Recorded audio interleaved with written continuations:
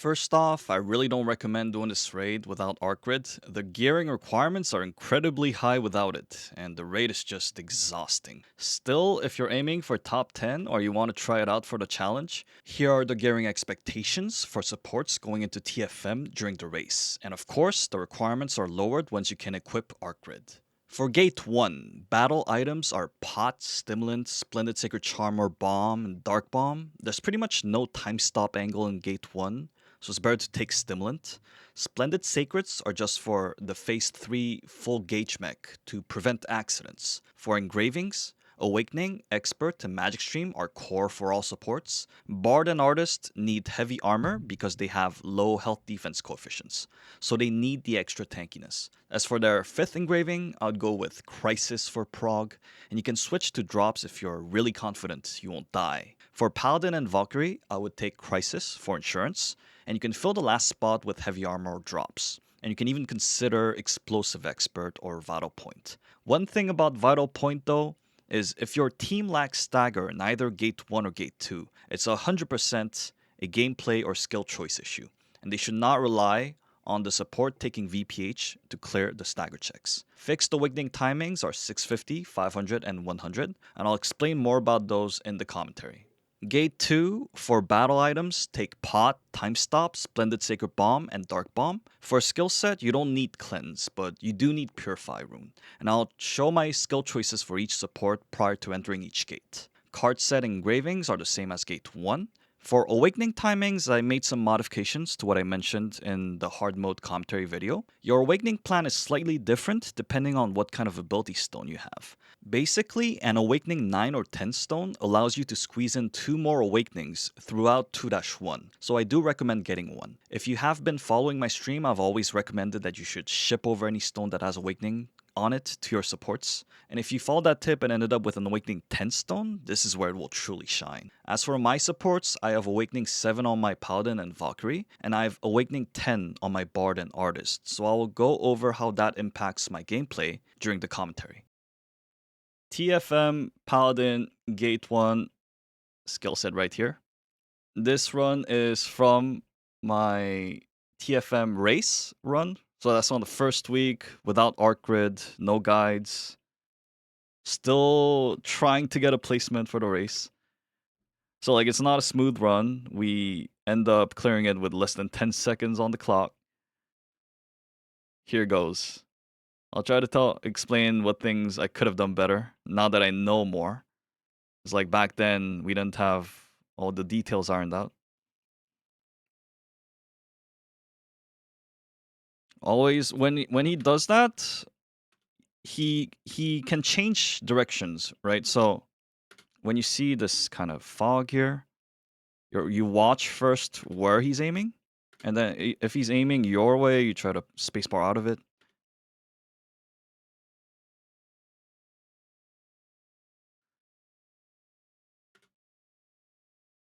And you're trying to maintain, like for supports, I think it's better if you do the second one. But like of course, it's more important to get the first co-op counter in.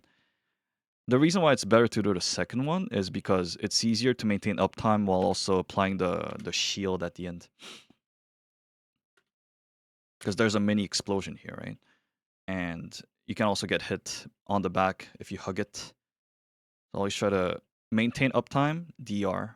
Second counter is better, but that doesn't mean that you should completely abandon the first one.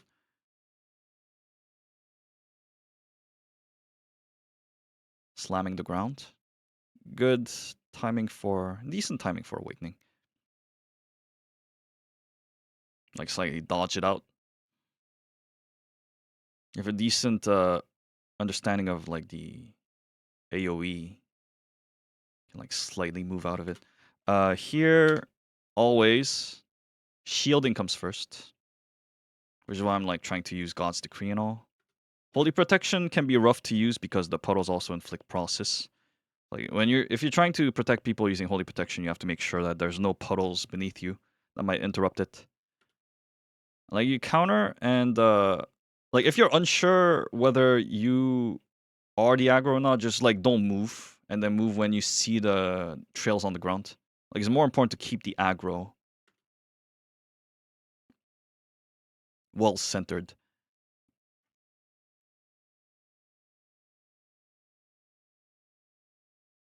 Front back.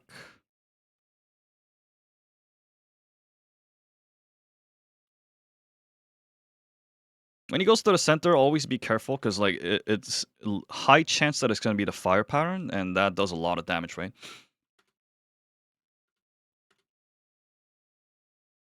think it was blue, blue, white. No, blue, white, blue. Like if you have someone tanking it like this, you want to apply DR to them. It's easier to orchestrate that if you are in comms with people in Discord. Don't get caught. Always try to call out the 900 telekinesis pattern. Best if nobody gets caught. And whether or not someone's countered, you want to protect people from the poop that happens afterwards. This. Always try God's Decree around the boss or apply Holy Protection for people. Front back, it's one of the tamer patterns, of course. If there are people trying to tank it in the front, the head attackers, you might want to give them a bit of shielding, especially breakers. I think destroyers is fine, but like, see this guy, since I didn't shield him properly, he took a lot of damage.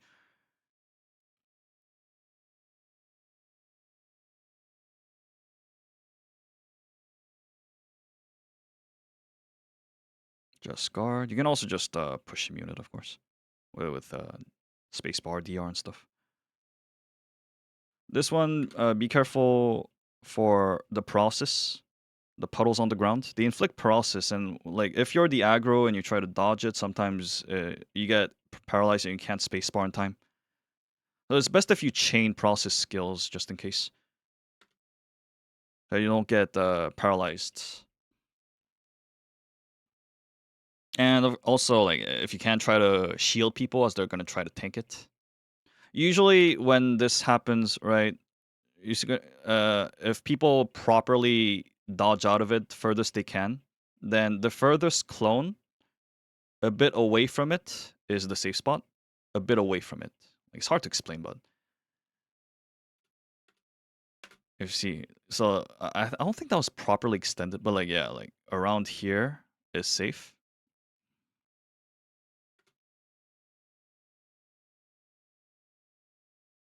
And always try to draw it to the opposite side of the map, opposite side of where he was. Like for instance, in our case, he started here, right? Around here. So like everyone should like just automatically go over here instead of trying to lead him to the walls. You know, in Lost Ark, it's best not to deal with bosses close to a wall. Because he's going to move furthest possible distance anyways. Just have everyone go to the opposite side of the map without even having to say it. You got to push immune when he does the uppercut there.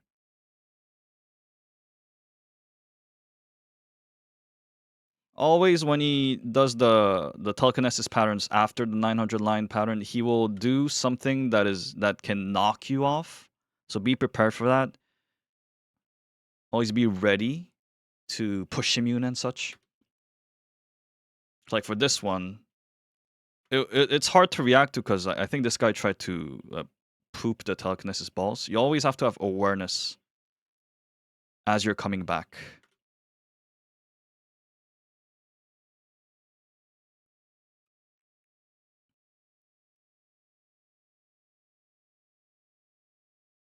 For this one thing to note is that I mean, if you have head attackers, they might try to tank it in the front.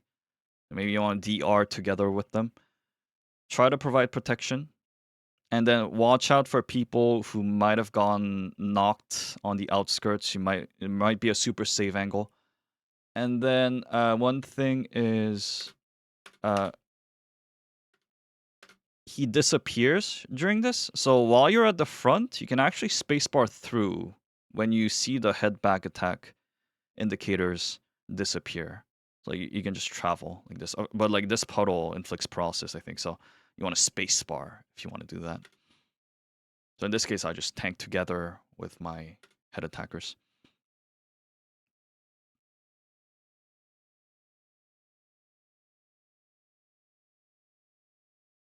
Front, back.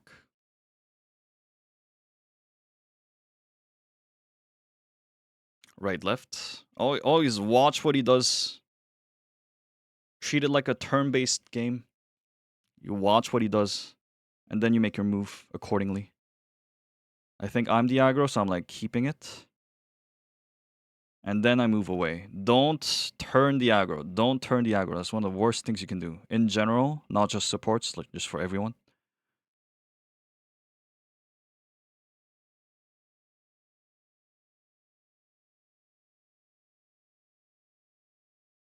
So now we hit the 700 line pattern. If you have Awakening available, you can use it right as the cinematic ends to provide people with a shield going into it. If you don't, it doesn't matter too much. In my case, I think I just gave them Holy Protection. Well, yeah, because your Awakening is going to waste anyways. You have to have every pattern downloaded here. Just by looking at the pre-motion, you should know what he's trying to do. Always try to leave one counter.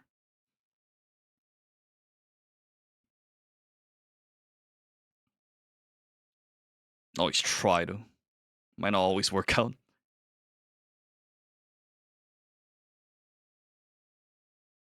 You shouldn't get knocked at all. Nobody should get knocked at all. You need to have awareness.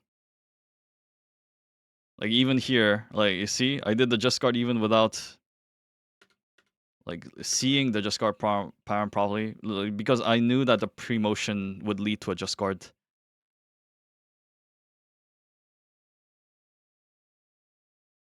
But if you don't have the patterns downloaded, you will get knocked.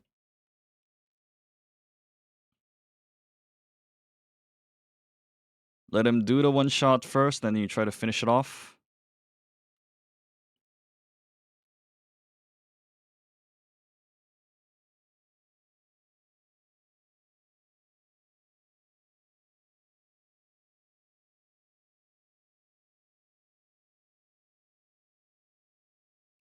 If you die, you need to go look back at the go back to the footage and analyze it and see why you died, what you missed.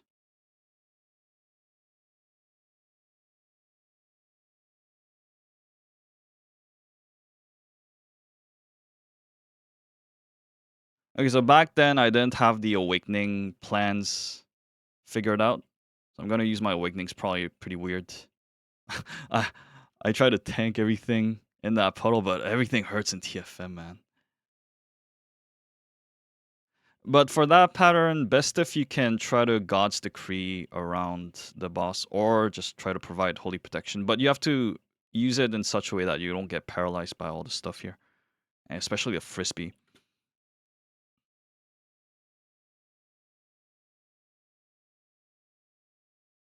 A 650.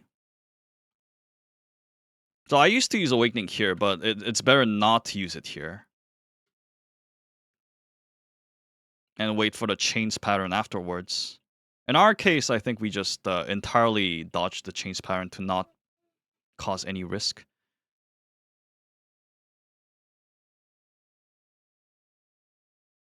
So like yeah, you'd use the awakening around here to give them shield just to minimize the risks. In our case back then, we weren't sure like because sometimes these things did a lot of damage, right? But we didn't know about the buff mechanism he had. So what we did is we tried to draw him out towards the center of the map because like you know he starts at one of the edges and that's an awkward position to do damage. So we minimize the risk from the chains and try to lead him towards the center. This damage check was really rough without arc grid. Like I think some people even tried to use Adrofin during these patterns. We had like a few people use Adrofin, I think.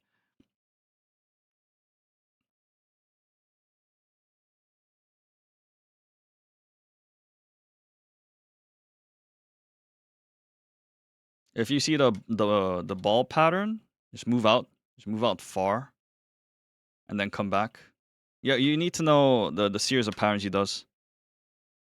He summons the ball. That means you need to go out, and then he's the uppercut, move slightly forward, 2 times dash, and then you go in.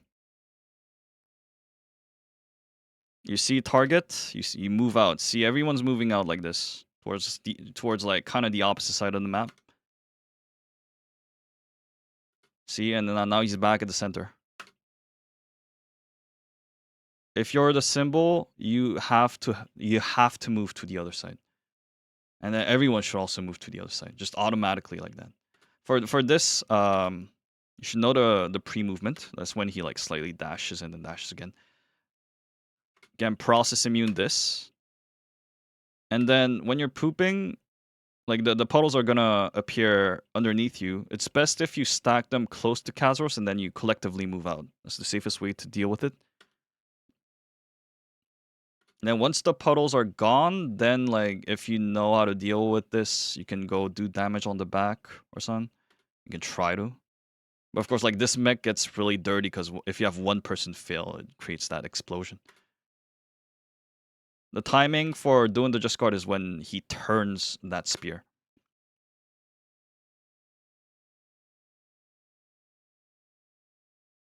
And then the Ella pattern. This is a timed pattern. If you can like calculate it, it's great.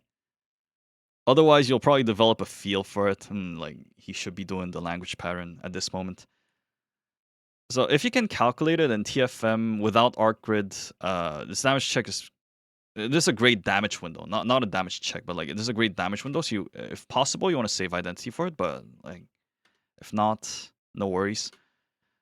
And of course, priority here is not the stagger check itself. You should consider this as a damage window, because the stagger check will naturally be done by people doing damage.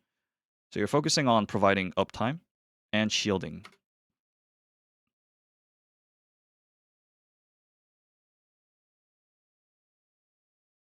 So like you would, for instance, chain Holy Protection, and then by the time that disappears, you use God's Decree. Because everyone should be grouped up anyways. And you should always have someone call out 500 lines. This can be really dangerous. You should be aware from the moment he hits 520 under. I use Awakening here, but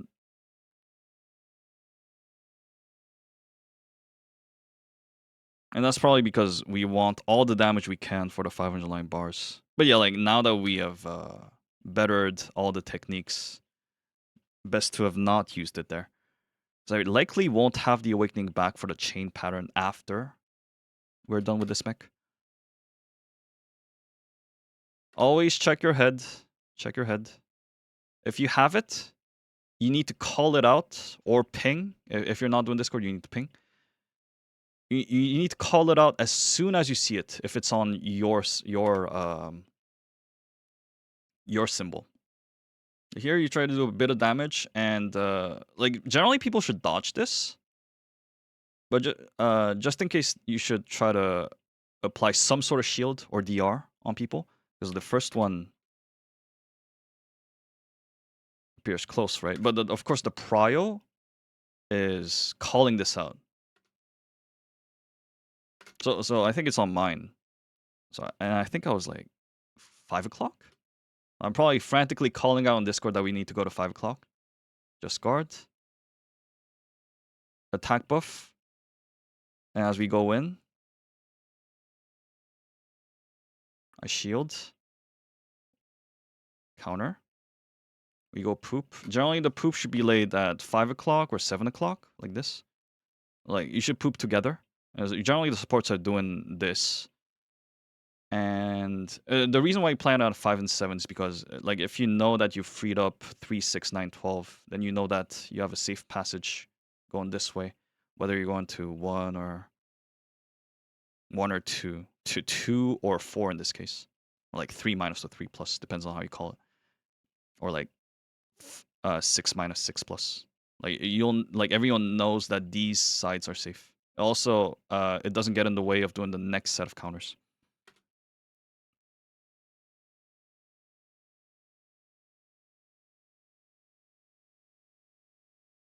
Renew attack buff. Go in. try to dodge, and then I'm ready for the counter. And we did the damage check. I think I apply Holy Protection. That was a bit early though, because it would have been better if I used it for this one, of course. I followed up with God's Decree though. I mean, they try to tank it, but this is like dangerous. Especially if people are grouped up. If you're too grouped up, because generally like you have back attackers all cramped up on the back, and attackers all cramped up in the front. The chains are targeted. So like if you're all cramped up like that, you might get hit by multiple of them, right? And I've seen people like in one of my recent polls, I've seen someone die by getting hit by 5 of them twice. They died even with Awakening on. So like these things can hurt, and it is especially the case if you have a lot of stacks, of course.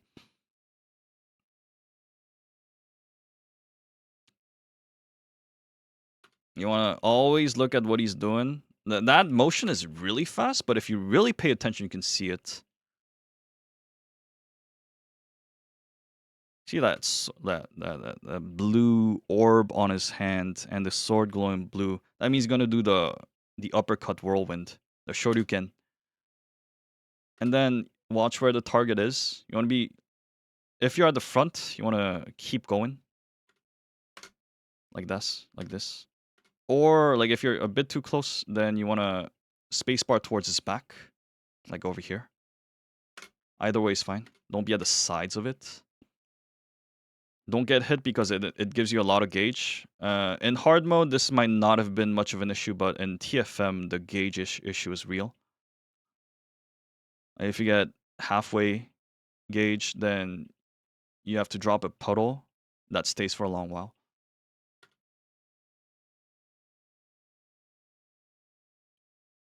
And if you're unsure about the timing for this, you have to count the number of puddles.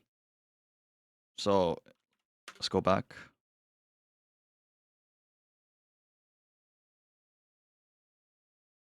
1, 2, 3, 4, 5. And you just guard at the moment where you think the 5th puddle is going to explode. Not when it appears, but when it explodes. And then if there are people trapped like this, you need to provide shield. Not just to the people over here, but anyone who's like too close too. So like, just in general, people should not get caught, of course. But if this happens, you need to provide shielding as much as you can. So in this case, I provide shielding to the Glavier over here. The Breaker over here did not get any love. But I could have used the Z skill actually first to give them at least some sort of shielding.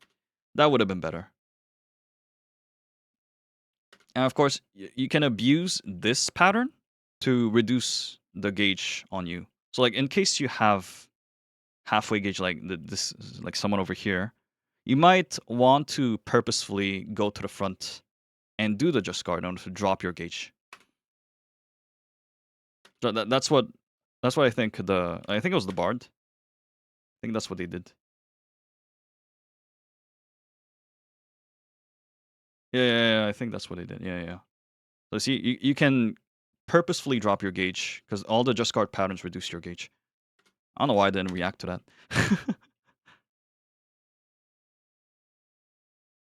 Why did I not react to that? In general, you don't want to get knocked. So now you have 4 stacks, which means spear pattern. It's because people got grabbed by the just guard mech prior. The poop, so you go far, and if you have a handyman like our Gunlancer over here, he's gonna draw the bubble away. It targets the closest person. So we had him assigned for the bubble duty. Like, see, he dropped it outside so that we're free from its AoE. Front back. No, actually, no, that's not front back. That's the just guard pattern. So again, it's best if you gather up close to Kazeros to drop the poop and then you go out. and organized gameplay. And like once parties get more experience, that's like generally what they'll try to do.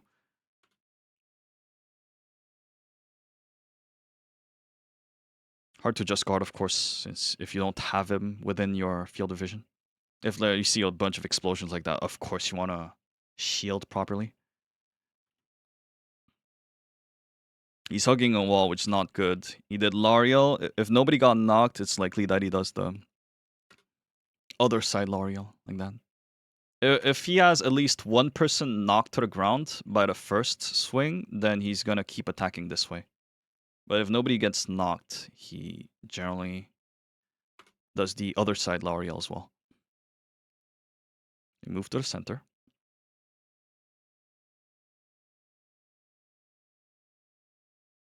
Perfect timing for awakening because like this pizza pattern can be annoying, but I don't think everyone got the awakening shield, unfortunately. If I cast it over here, I think people would have gotten it. Like this guy was too far.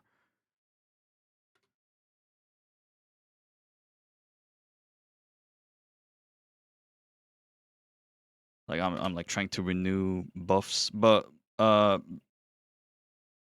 you don't want to be too close because you don't know who's gonna get the puddles, right? So at first you're distancing yourself from other people because if you are in the circle, you get slowed, so it's hard to deal with the counter. If you notice that you have the circle, then you need to move out. Then you deal with the double counter. Short damage window. And then once it drops below 400, you need to be aware of hitting the 370.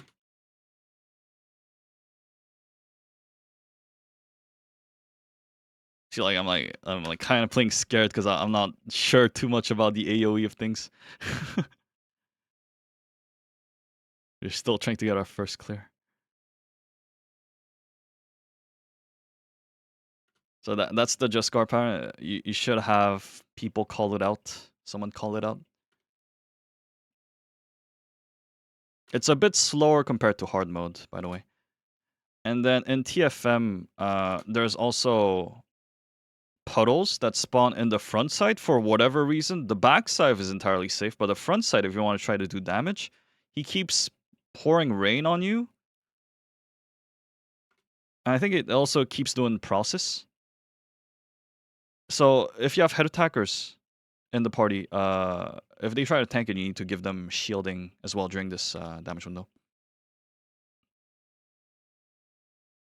And you need to be aware of not getting your skills cancelled by a process in case you're like, especially trying to use holy protection here. Like you just go to the back side and then try to give shielding to the front while maintaining uptime.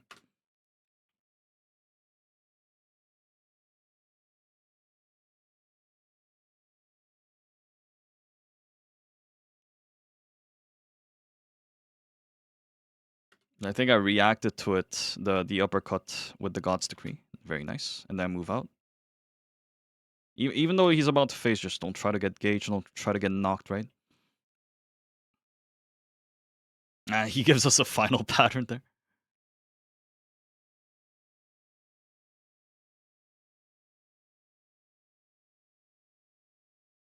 And then we phase. So the unfortunate part about this party is that we have 3 head attackers and it's really bad. 300 bars under. We have 6 minutes left on the timer, but it's really tight for us. Like we basically only can push 50 bars a minute.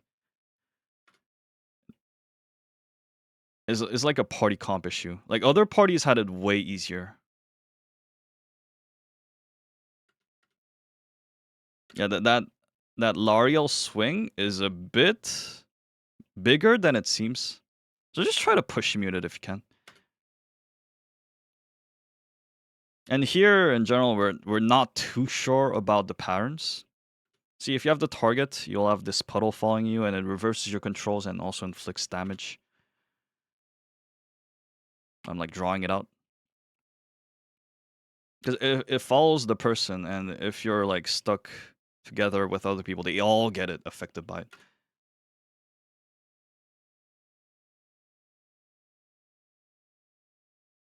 Move out. Aggro control, very important. I was trying to get out, but I couldn't in time. But like, very important to not waste your recovery. So I don't use my recovery right here.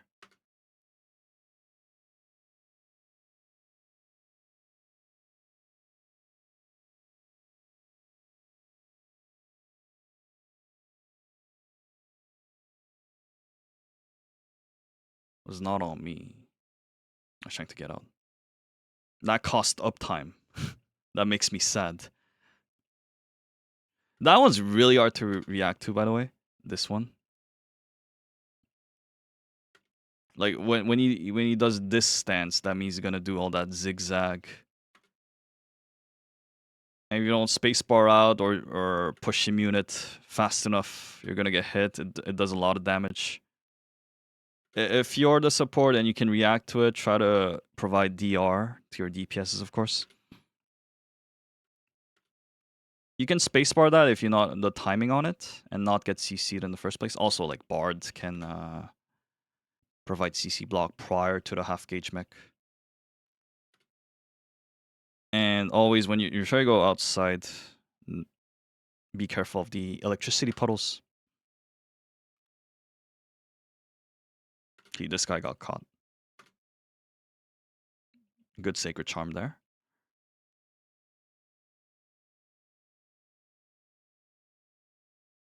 Again, he's doing that NATO pattern.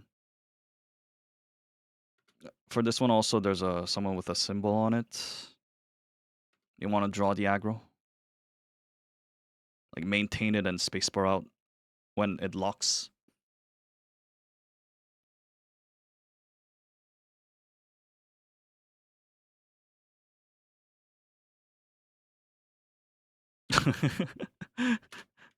that was I probably didn't die though. But yeah, I used Awakening here because I know that we have time until the 100 line pattern. I'm probably trying to keep my hyper for the 100 line pattern. But I know that we're not gonna push that fast. It's like around like 50 bars a minute for us in this party. It's definitely coming back. God's Decree push immune the last swing there. Stagger pattern. We're going to the left. Oh, why did I not go to the left? Again, this is like first week, so we're not too experienced at everything. I'm not experienced.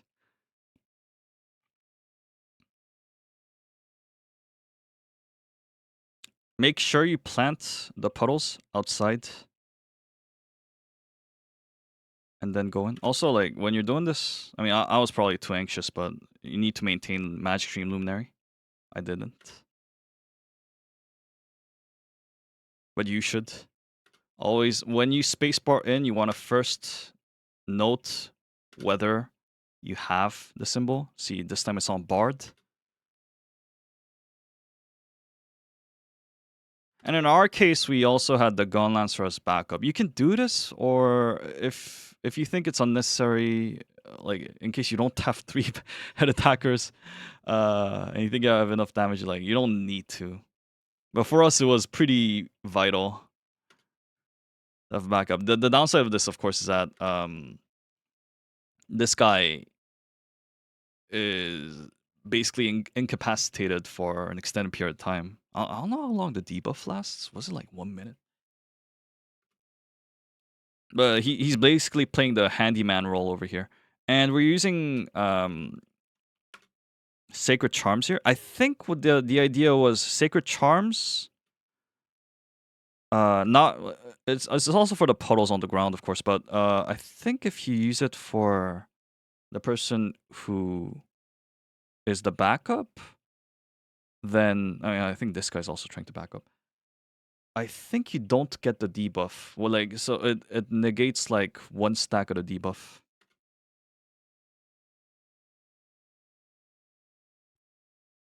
Because it stacks up to 5 times.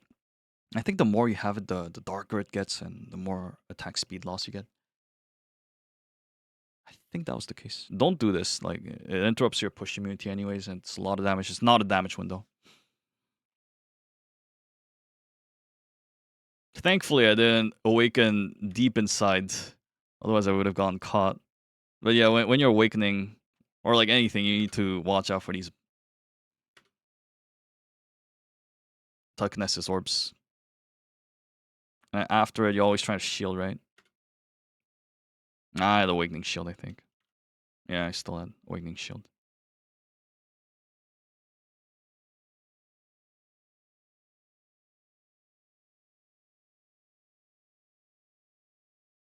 Push immunity. Spacebar. Perfect.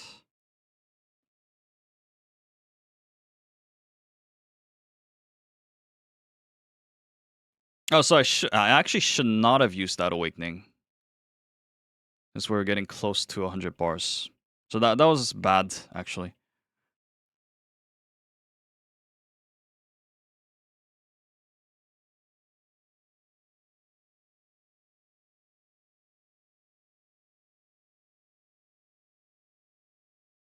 So now we have 100 bars. I think I'll be able to use it in the middle, though, because I have 10 seconds left. So during it. But that's not good, because you have to keep moving locations. Positions.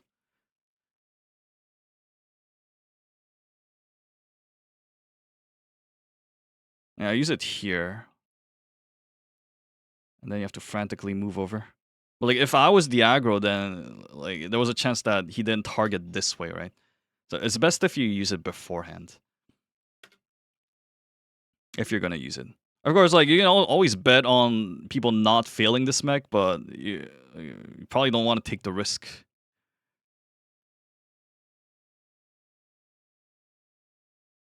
But if you're absolutely sure...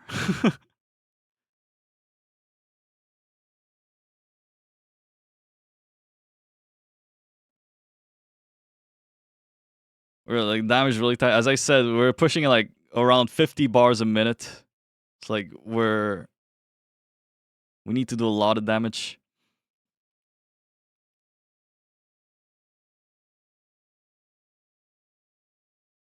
So now we're probably trying to do damage with our hearts out.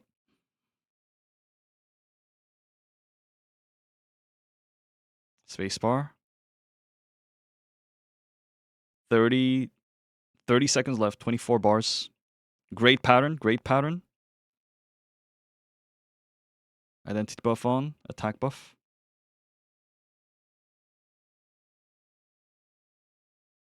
8 bars, 7 bars. The damage got faster, noticeably faster. I use Awakening. We have 12 seconds left. 2 bars, 1 bar, and GG.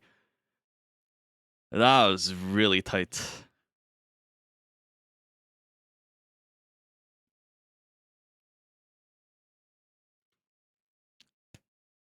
Yep. Okay, let's look at Valkyrie run this time.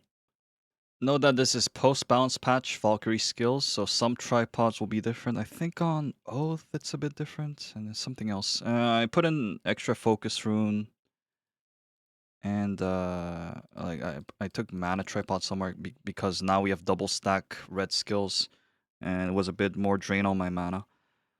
And also blessing. Take shield tripod and DR tripod. Don't take heal cleanse. I don't want to see that.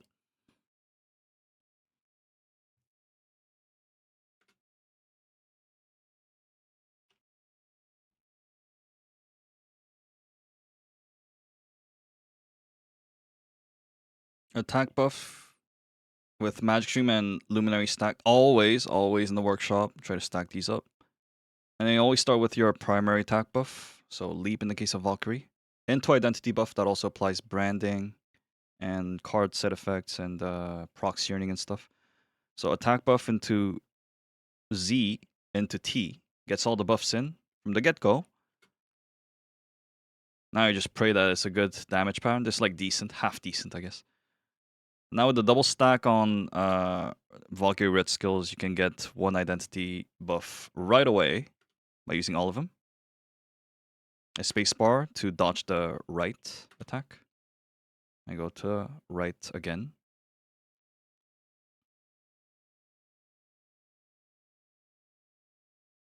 Follow the guy who has the symbol. Stand over here, a bit away from the clone that spawns. The furthest. There's the safe spot.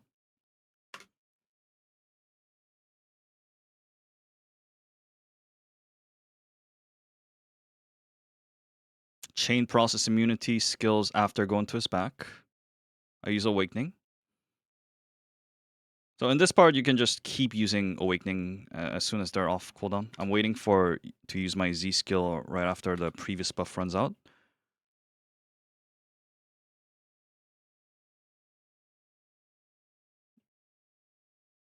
I use the sight around the boss. Protect anyone who's trying to tank them close. Always. That's a shield pattern. Right after the telekinesis balls. 900 bars. Here I blew my counter on the first one, so I didn't have it up for the second one. I'm ready, though, to use shields on the explosion that happens at the end.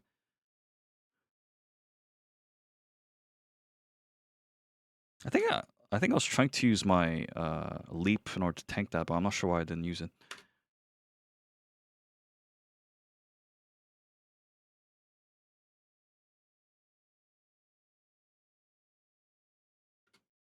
See sight in order to shield party mates from the puddles that happen right after. Spacebar out. And then go to the back.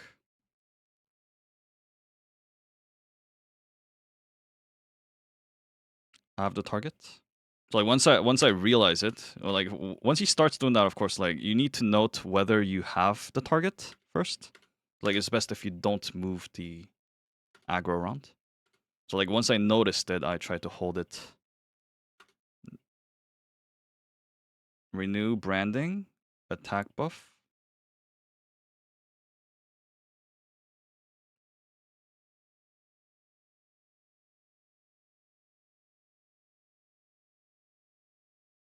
Chain process immunity skills during this because the puddles inflict process and it can stop you from getting out of the pierce that happens at the end.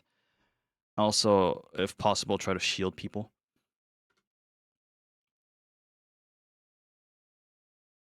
Awakening into followed up by attack buff, so like I'm really paying attention a lot to my uptime here.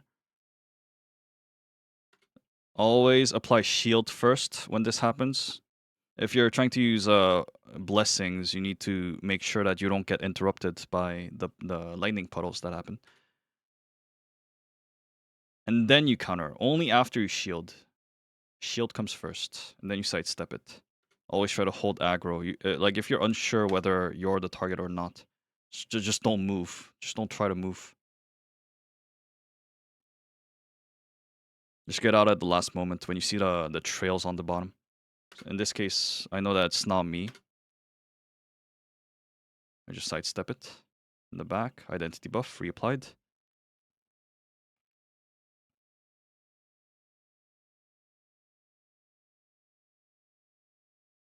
Follow up. It's like we're all see where we're all gathered up. That's like the safe spot. Again, it's a bit away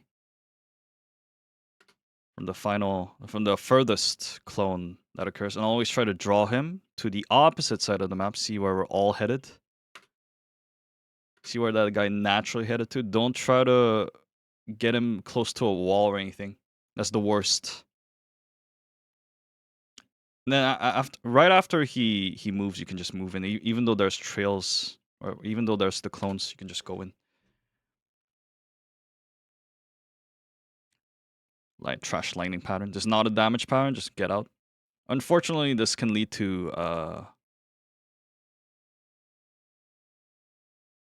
uptime loss. Thankfully, though, we just faced right away. 700 lines.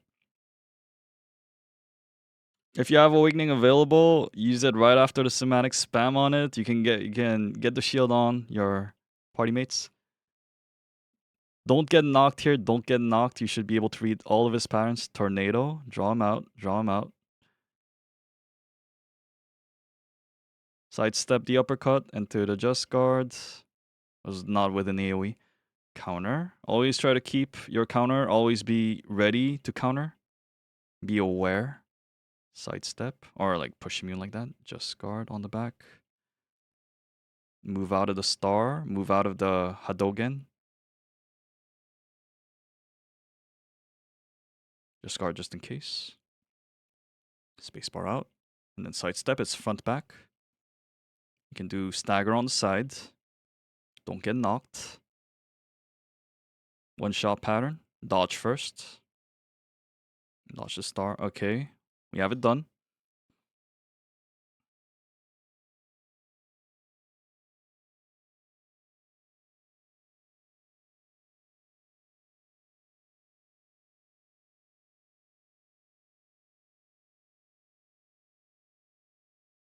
And you're maintaining Illuminating Magic Stream until the very end.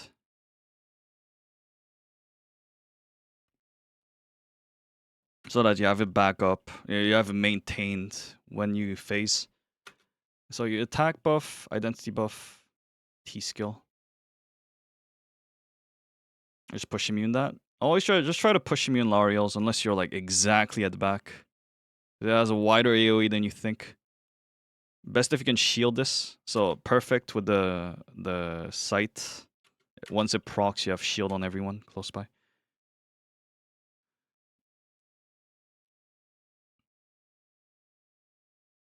Got a Reaper so they know where the boss is. Attack buff. And you keep the Awakening. You keep the Awakening. You don't use it for gauge. Even if it means that you don't have identity for this part. Of course, I could have just used Stimulant here. So generally, I either use Stimulant here or at the 300 line pattern.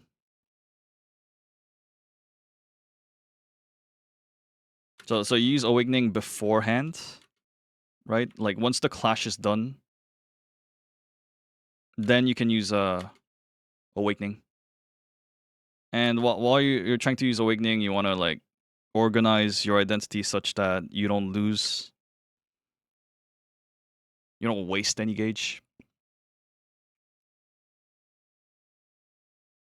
And sometimes Awakening's not enough. Sometimes people are too crammed up and they get hit by multiple chains. So like, just because you applied Awakening doesn't mean it's entirely safe. If possible, you want to provide extra shielding. DR. Shouldn't have gotten knocked by that. I should have been more aware. Generally, don't get knocked. 2. After the 5th one. So like, you count the number of puddles. And then when the 5th one's about to explode, then you just guard. That's the timing for it. And if anyone got grabbed, make sure to shield them and also the people who are in that general AO area. Should have pushed immune that as well.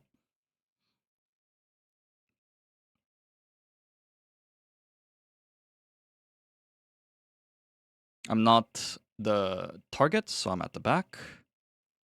Great damage window. If you are the target, you're still maintaining uptime, by the way. So I draw it out like that. Like, if you know you did the uppercut, you need to move out.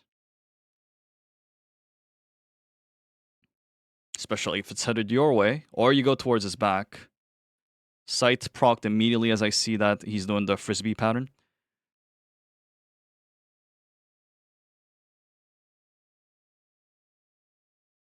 I think I hold Awakening because I'm not sure if it's going to be back for the... Oh, I did try to use it. Unfortunately, though, it coincided with the Ella pattern. I'm not good at counting, calculating when he does that. I mean, I should have a better read on it. But yeah, that's a waste because that pattern interrupts your Awakening too.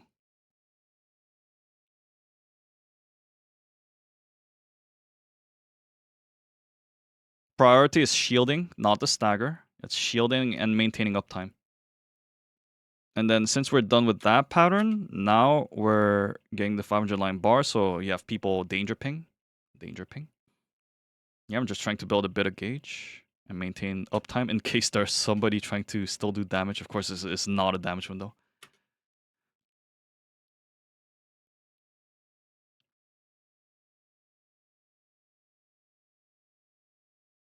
So now attack buff into branding, into T-skill, identity buff. We get a bit of damage here done. Waiting for the ping. And this part's pretty chill for Valkyrie because you have all that mobility, right? And then in this case, I think we're doing a second just guard skip. We do the counter. Attack buff. Drop the poop. Oh, no, I guess we're not. Never mind then. We're not that strong. Attack buff? Yeah, and we're gonna do the third just guard skip then. Counter. And then we got it done. Now reapplied identity buff. I'm using Awakening. Should have used it earlier. I think I should have used it earlier.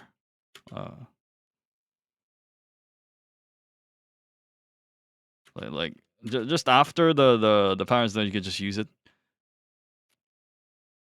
I think I was just trying to make it coincide with the chains dropping, but I was too late because of that. I better to use it a bit earlier on.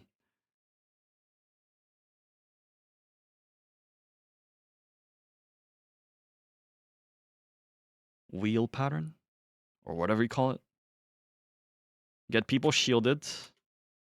And then if you have the circle, you're going out. Like, it's best if you have distance from everyone else, because you don't know who's going to get the circles, and it interrupts people trying to counter. Otherwise, after that, it's uptime. Uptime, damage window. We're hitting 370 soon, so you should be aware that he's about to do the just guard. Oh, I fail it. TFM front. In the front, there's a lot of debris that happens, process and damage. You don't want to be at the back. If you have head attackers, you're protecting them. But you should be at the back. Otherwise, you keep getting paralyzed. Yeah, I used stimulant. Some moments. When did I use stimulant, actually? Oh, I used it during the poop. Just to make sure that we had enough damage.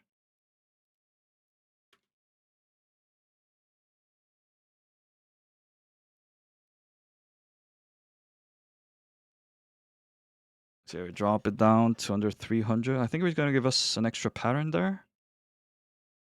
I guess not. We got it just in time. So now we're under 300. Watch what he's doing. Watch what he's doing. Just move out. If you watch what he's doing, then you can deal with it. Right? Just casually step out of it. And target has to draw the aggro. Don't get hit. Usually awakening for the push immune on the L'Oreal. And go to his front, because the back he flings people. Shield first, so that's why I use sight there. Shield first and then counter. And don't move unless you're absolutely certain that you're not the aggro. There it was obvious it was not me. Right, left. See how that sight allows me to move through the boss? It's so neat. I'm not sure if I reacted to that, but it was probably lucky. Yeah, it's hard to react to this. Yeah, thankfully it coincided with my leap. Also try to shield people during this if you can. If they get hit by this, this can hurt. The red telegraphs. This part.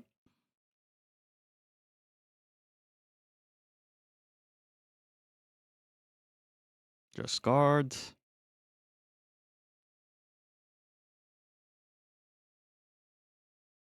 I used the sight there, and the reason is we also get status immunity now when you use sight. So you don't have to do the spacebar mech there. It doesn't matter, but like it's neat. You can also spacebar it.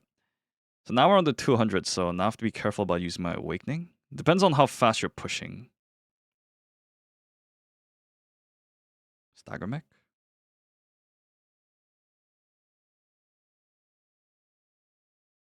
Not sure if I'm gonna use my awakening. Again, move out. I spacebar out before the laser happens. Awareness is key. I did use Awakening. Probably won't have it back for the Hyper. And with that mobility, I just move out of it. Even though I got drawed in. The Valkyrie mobility is so good. Go to the front for that. I didn't react to that. However. Right, left. Oh, the video is a bit choppy. That one I was able to fit in sight. That gives me push immunity and it gives me push immunity and provides shield to party mates. I don't have hyper here, unfortunately, but I'm just gonna trust people that they're not gonna fail this. I have sight, so I can move over from here to here. It's so cool. Okay, the video is really choppy. Holy. I think we failed one of the just cards on that. So now I have hyper, so I'm gonna use it here.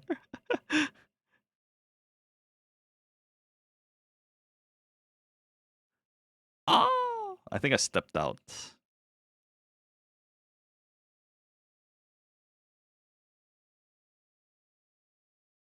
I have to do the just guard. Full gauge pattern. Well, make sure you drop the puddles outside.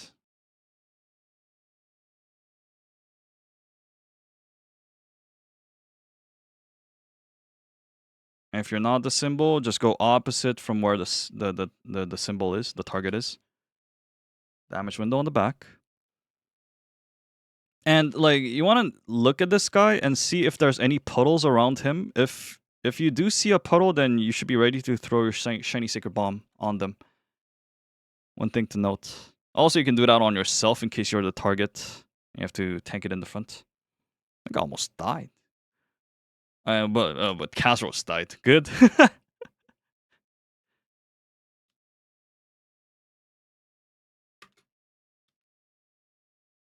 Bard, TFM, Gate 1. I've been trying to take Sonatina and Soundholic lately. Still trying to get used to it. I used to take Sound Shock and Prelude. Let's see. Yeah, nothing much to comment.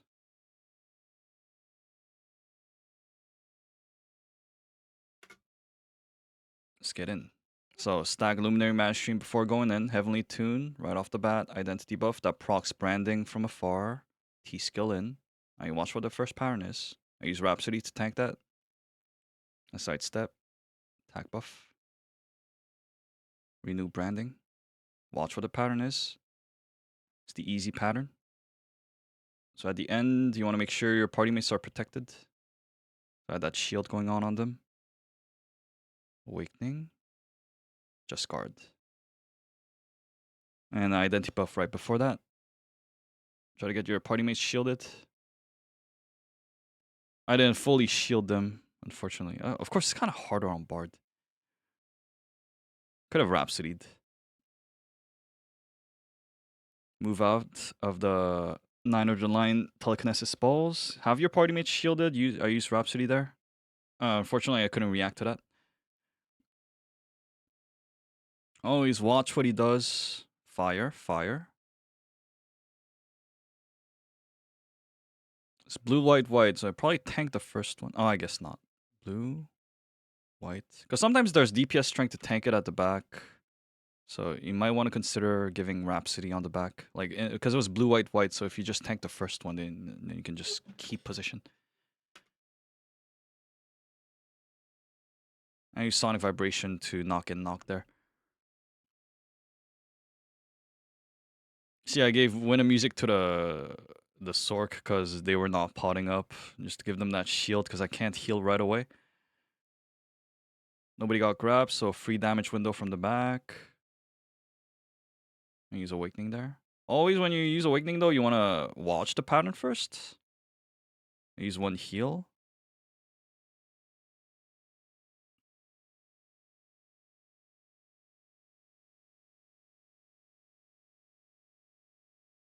Sonic vibration there. Chain process immunity while after you go to the back for the chain pattern. Telekinesis balls. Watch what the pattern is, because after he gives you that telekinesis, he's gonna do something annoying that can knock you into the puddles. Like in this case, he followed it up with the target just guard. Right? So like when you're dropping the puddles, you wanna watch what he does while you're doing it.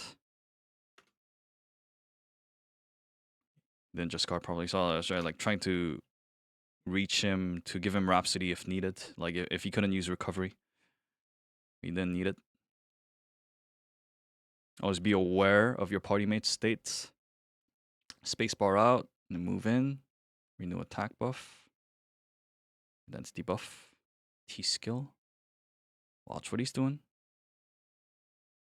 Right, left. I preemptively moved right. That was dumb. I knew what the pattern was, but I didn't react to it properly. That's bad. Usually I try to get the second one in. That puts me in a better spot for shielding right after and maintaining uptime, of course. In this case, someone did the counter, and then they didn't move out. Like frantically tried to renew attack buff on the back, and then try to use Rhapsody. But yeah, generally, if you get the counter and you need to move out, you drop it down to 700. If you have Awakening, you can use it like this to give them shield as they go in. You don't need to, but if you have it available, because it gets wasted anyways. Watch what he does first. Buckshot. I have the double buckshot core on my board right now, so it makes it easy to always have a buckshot available. Oh, missed that Sonatina. Win a music and then walk out. Of course, like you should generally just focus on dodging when he does that, because the puddles can interrupt your movement. And it was the donut safe zone. I go into the center. Spacebar out and then draw him out. Sonic vibration where he lands. Counter.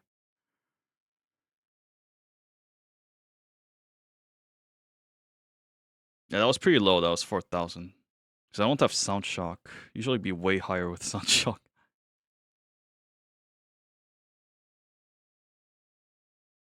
Also, if the other DPSs are doing a lot of stagger, then it reduces the amount that you can do, of course.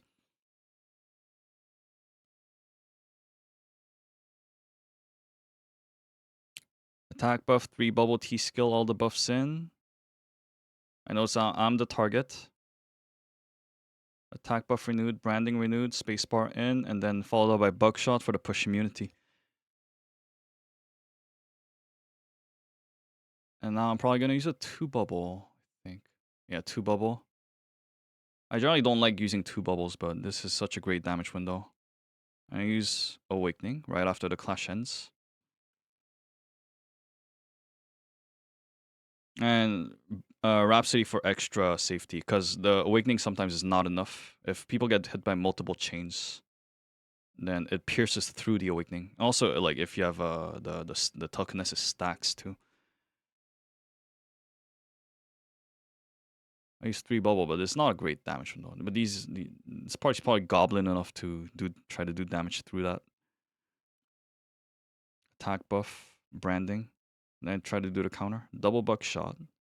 So I can try both attempts.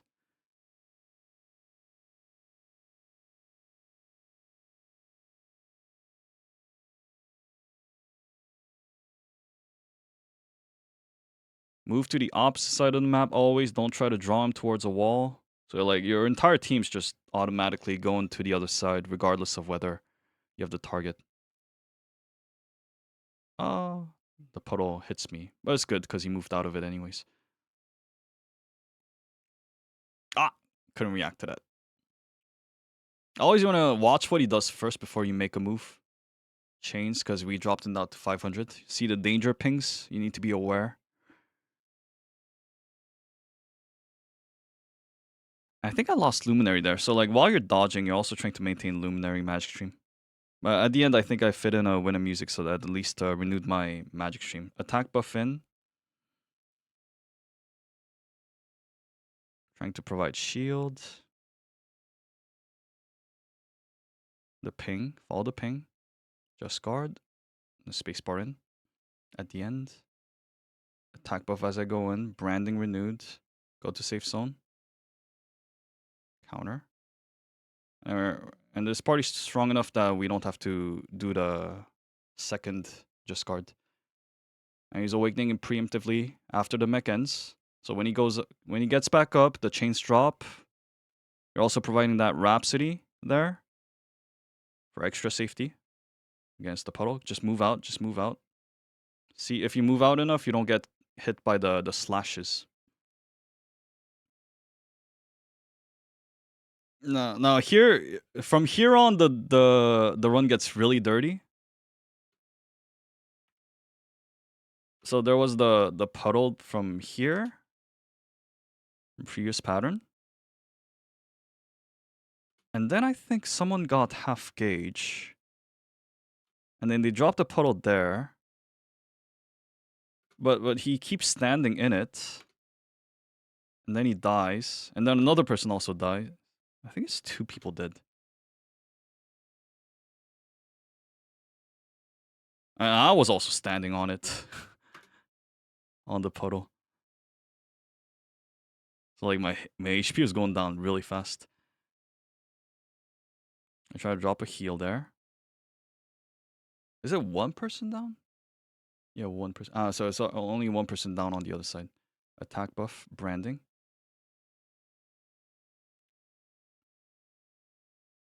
If you're at the back, then you only need to push immune. If nobody got knocked, he's gonna do a second one. That's why I move positions. Lock the aggro and then move out. 3 bubble. Still have my stimulant, so I can use it for the way. I also got half gauge. I think it was from standing in the puddle too long. 2, 3, 4, 5. Just guard. So when the 5th puddle is about to explode, you press just guard. And then Rhapsody, because like this guy got caught. The AoE is pretty large, just in case if he gets caught in it, you want to shield him. He did get caught. So that Rhapsody was pretty good. I buckshot. I used buckshot for the push me after seeing that was the Shoryuken. This is a really rough run. Just guard. Just guard. Drop the heal, because I'm going to use the stimmy. We want to have 3 bubbles for this. Great damage window.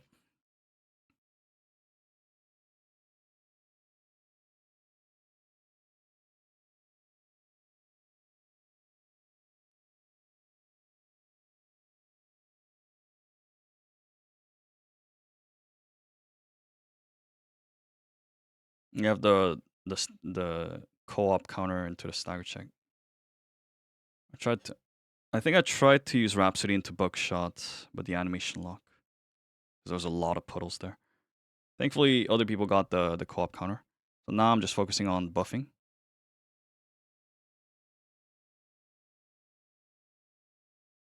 Now we got the damage check. Paralysis immune, that first one. And go close and then go out like that. Like except for that one guy. I think it was the Gun Lancer. Best way to deal with this is you all gather up close to Kazeros. You drop all the poops and then you move out.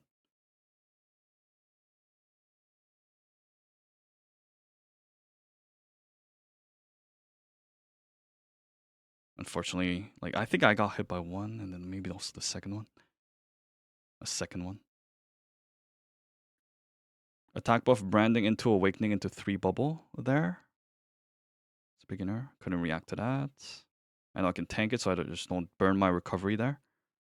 Best to not burn your recovery unnecessarily here. Great damage window from the back. If you're not target, of course. Focus on shielding if you can. Yeah, when a music like that. And unless you're absolutely certain that you're not the aggro, you don't want to move. So I wasn't sure if I was the target, but like I'm not moving. You don't want to turn the aggro, cause unnecessary danger and leads to damage loss as well. Oh, I spacebar to it. I remember this. Because the hit is really delayed. I was trying to push immune it, but I did it too early basically.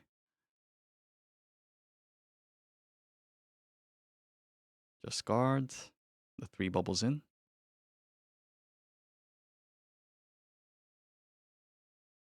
I use spacebar, buckshot, spacebar for the push immune. Spacebar mech. You can also Guardian tune it, spacebar it. Attack buff as you go in with the branding renewed. I got targeted, but I had recovery for it. So like that's why you want to save your recovery. Like unfortunately this is uptime loss for me, but like you have to do the mech. So as soon as I'm done with it, I renew attack buff and branding. I apply it and drop a heal.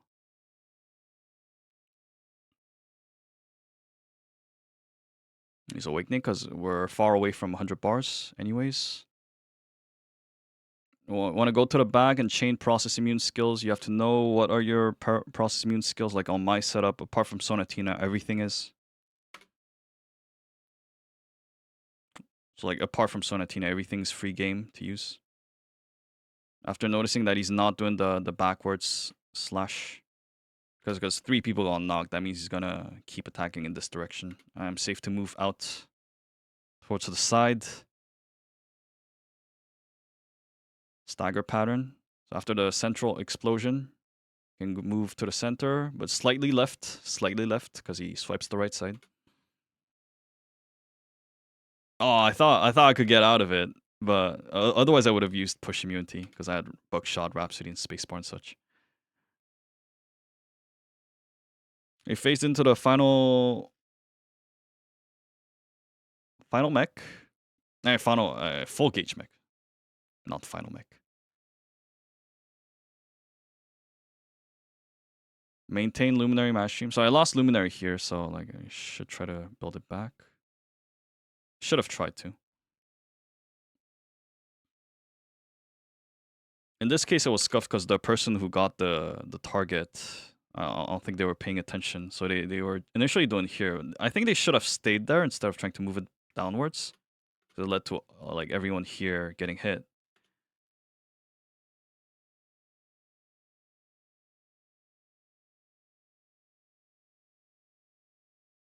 And yeah, someone died here. Okay, what happened here?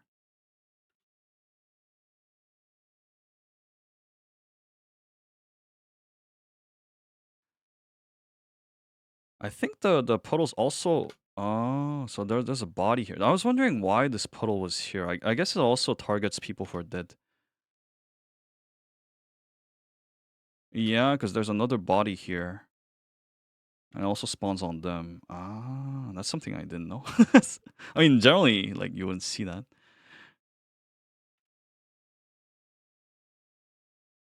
So yeah, in case you have puddles nearby, you need to be ready to... In the case of Bard, Guardian 2, and also using Shiny Sacred Bomb to free up people.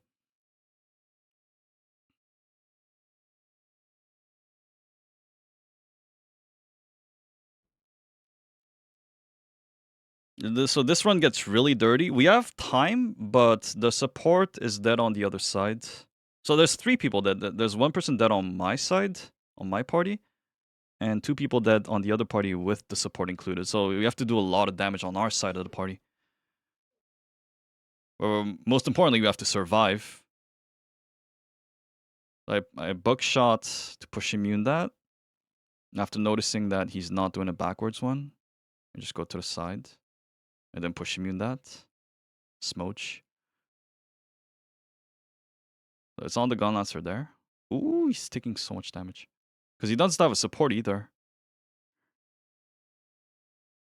But for our party, it's good damage. Spacebar to not get knocked. Another stagger pound, which I avoided getting pushed by using Rhapsody. Move out, and then watch who the target is. Go to the back. The target's on this person for this one, so that puddle's gonna follow them. Guardian Tune to provide them with safety. I got knocked because my push immunity ended from, I think it was Sonic Vibration. Guardian Tune for the push immunity.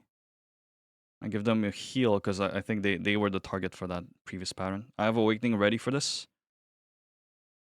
I'm gonna renew attack buff, T skill, another attack buff into hyper.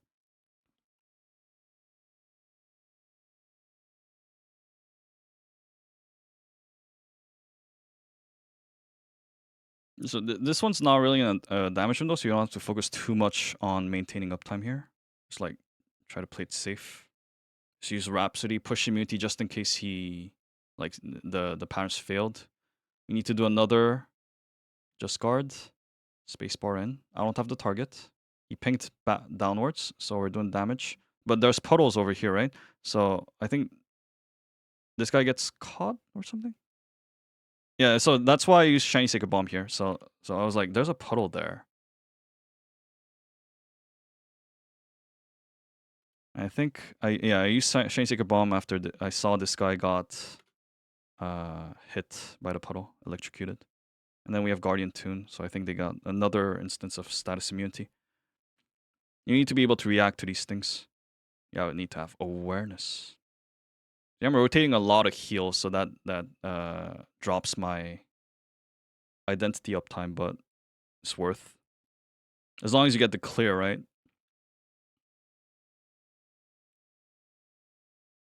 Another stagger pattern. Sidestep the central explosion and go to the left side.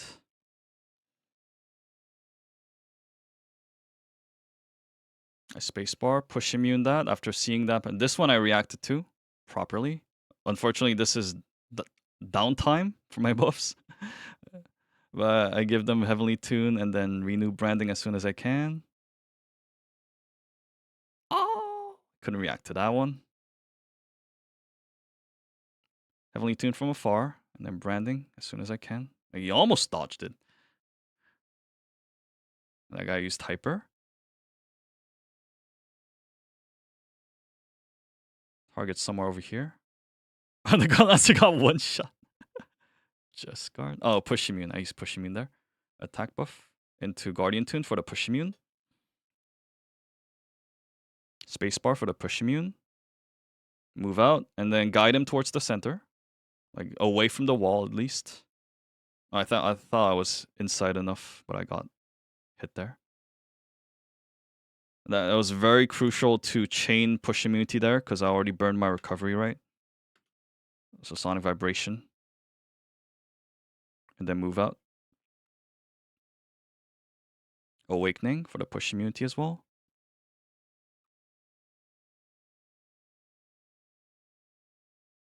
Move out. Also want to be able to distinguish the patterns if you can and react to them. Identity buff also applies branding. We have to do a third one. I don't think I've seen a case where we have to do it 3 times. But yeah, 2 bars left, so I think we just push it. Yep.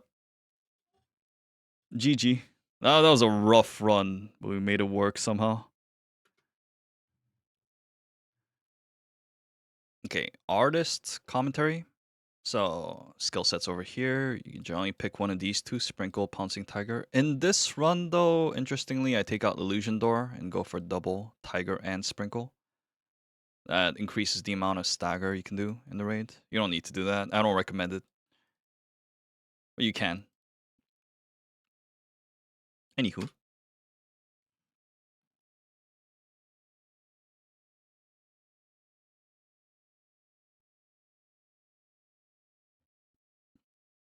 Okay, we go in. Luminary Match Stream fully stacked. Attack buff going in. Identity buff T skill gets all the buffs in. Look at the pattern. Free damage window from the bag. You just need to shield at the very end. Starry Night kicking in. Perfect. Protects people from the puddles. Look who the target is. If it's not you, you go to the opposite side. Use Awakening. And note that we have the bounce patch kicked in, so we can stack identity buffs. Prolongs the duration.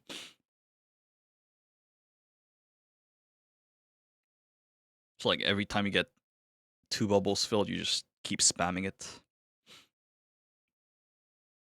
Attack buff. Target again. You go to the opposite side.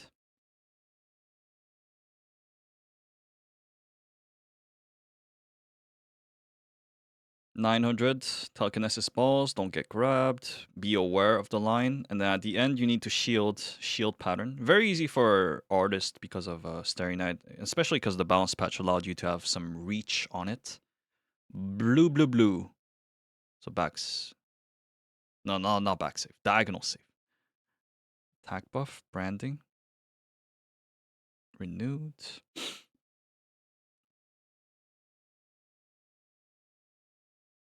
Just guard. You can also just Starry Night it, of course.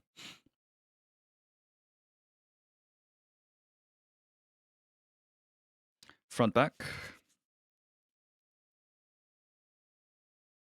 Maintain uptime. Shield during this. I already have Awakening in, so that's less of an issue at this moment. And push immune, the uppercut. Front back again, so side safe.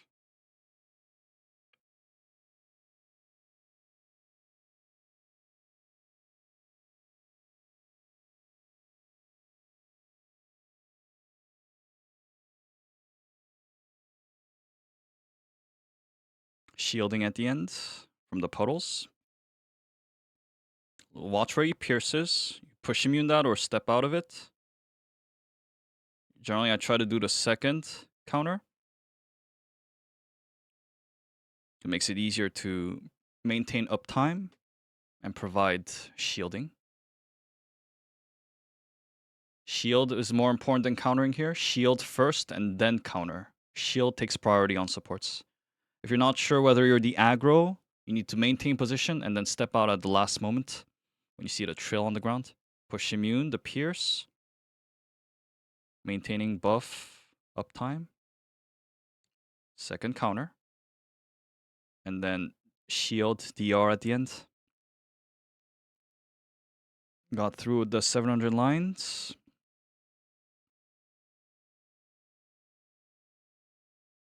If you have Awakening here, you can cast it.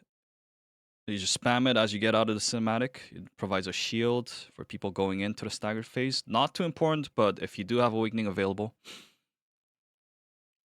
you want to know what every pattern is, and your goal is to not get knocked, fit in as many skills. But it's a turn-based game here. You watch what he does first, and then you make your move. Tornado, so spacebar out, and draw him out, like that. The donut, safe zone. You go inside the donut after the explosion. Sidestep the one shot. Always keep your counter available. Be ready for it. That one's back safe. I didn't need to just guard. Counter. So since I do have Sprinkle and Tiger, it helps with the stagger here. Although, like, this is an experienced group, so it doesn't really matter. How much stagger was that?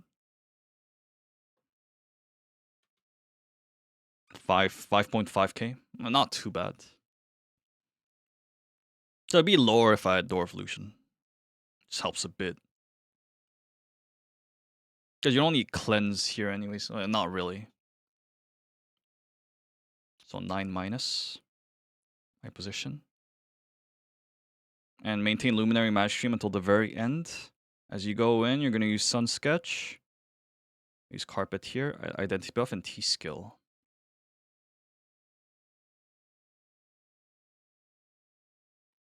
And he does the uppercut, you move out. And then he's going to face soon. Yep. Attack buff planted, Sunwell.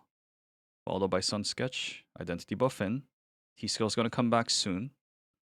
And I'm ready to awaken as the clash ends. Right here. Protects people from the chains. And also apply extra shielding, because sometimes the Awakening Shield is not enough on its own.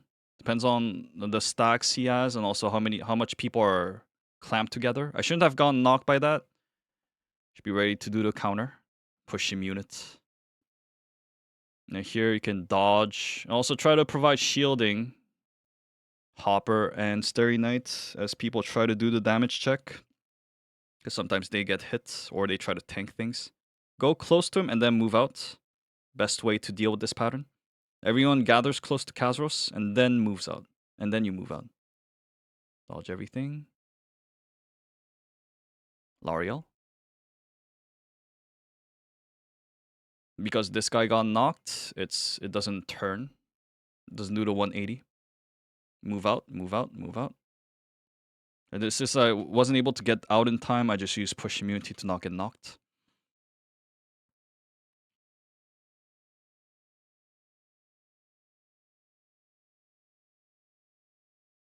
It's the uppercut, tornado. I push immuned with awakening. Fortunately, the awakening did not coincide with the language pattern. At least I got the shield and the identity from it.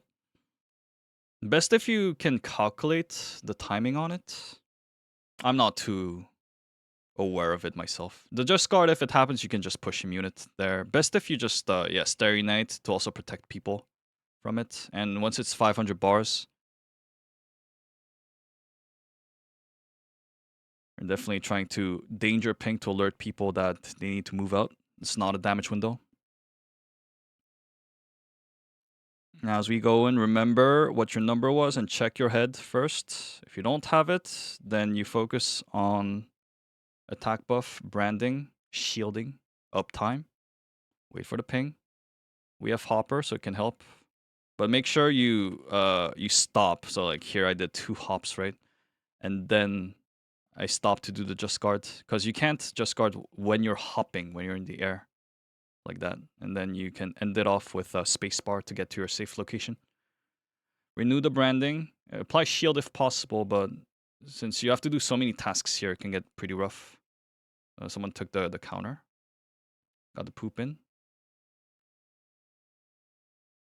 Second Just Guard, safe position. Attack buff, branding, apply shield if possible. T-skill was also in. We didn't need to do the counter. The damage check done. Now I'm ready to use my awakening. That was late, so I should have done it. If I was going to use the awakening, which you should just do it like pretty soon after the damage check is done, like before he gets up, basically. And that was late because the awakening kicked in as the chains were dropping, so that could have been dangerous. So I should have used it faster. Thankfully, though, these guys did not tank it too much. Like, see how they're dodging. Safety first. Of course, if you're speed running and all, like the damage is more important, but or if your group really lacks damage, but then you have to make sure to awaken there and provide DR.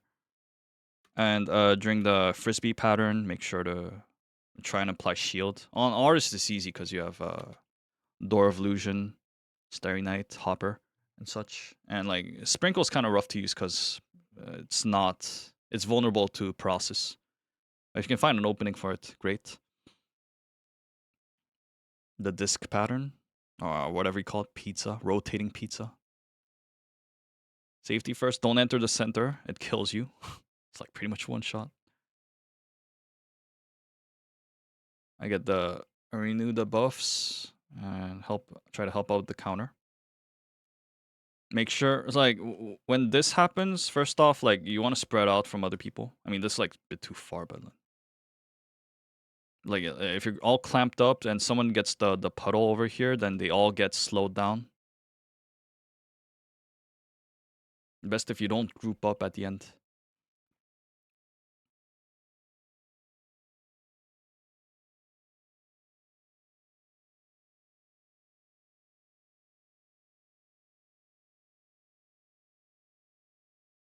L'Oreal maintaining buff, and now since we're under 400, we're waiting for the Just Guard. And notice here that so this is something you can do. He's doing the just guard. I'm not the target, but I still do the just guard. I purposely do that because my gauge was near half. Because if you do the just guard, it drops down your gauge levels. I do one and then I go back, go to the back. Just guard. Note that it's slower on TFM, and there's a lot of process inducing. There's a telegraph here, so if you have a head attacker in your group, you have to be helping them out, giving them shield. You can stay at the back, but you have to make sure that they're shielded.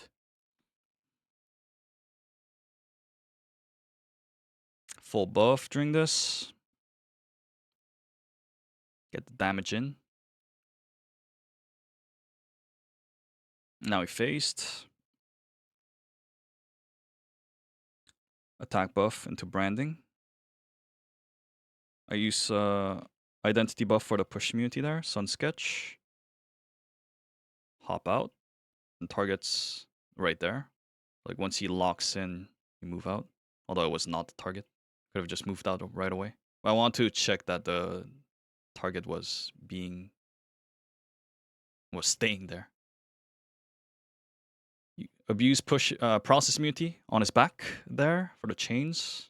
Note that Sprinkle, if you have it, does not have process immunities.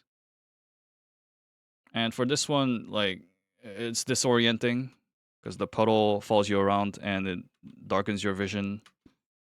And it reverses your controls to try as much as you can to shield people during this. You'll see they're dropping down low because of that puddle.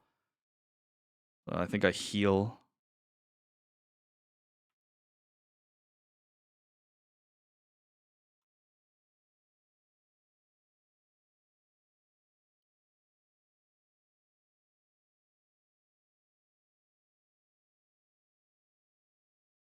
Yeah, I use one heal and that helps them out.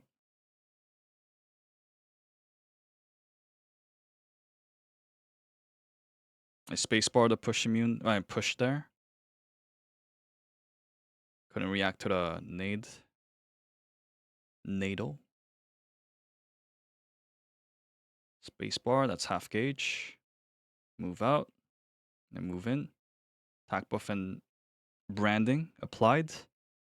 T skill into awakening. We are at 200, so it's like kind of safe zone for using awakening to have it back for the hyper at 100.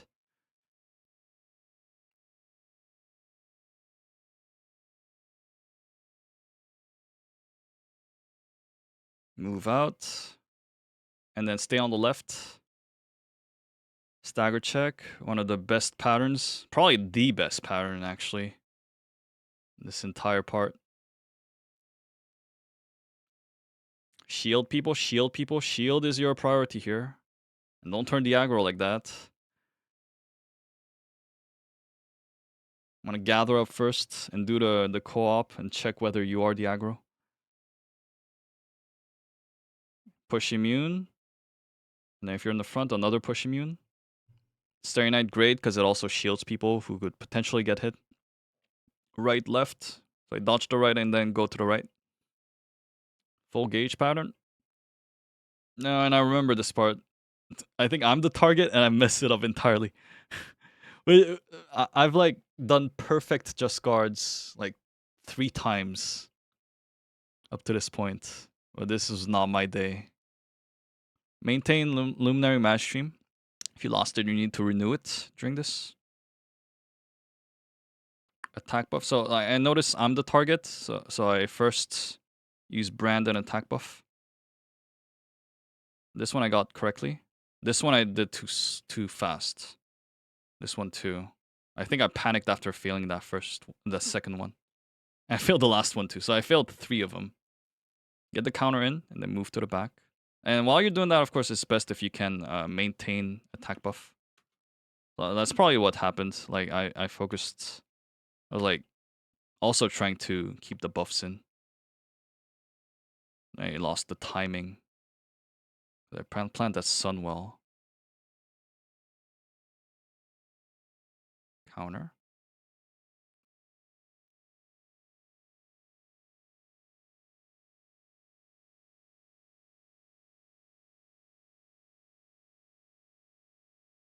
I'm still keeping my awakening. That's for 100 bars. It's right here. The Sunwall got cancelled, but since our time is frozen, Sun Sketch into Carpet into Hyper. That provides extra safety for this mech in case it fails. Generally, it doesn't. You can try to use a push immune, so like you can Starry Night one and then hop the other. That also provides shielding for extra shielding for everyone. Although they don't need it if you use Hyper. Just guard. We have 50 bars left. Maintain uptime. I spacebar the central explosion. Go to the left. Do the stagger. Hop, hop, hop. Don't get pushed. Spacebar that. I Starry Night and then Sun Sketch for the push immunity, just in case I get knocked.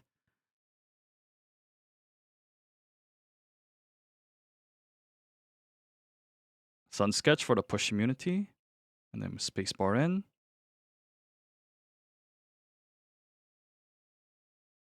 And it's done.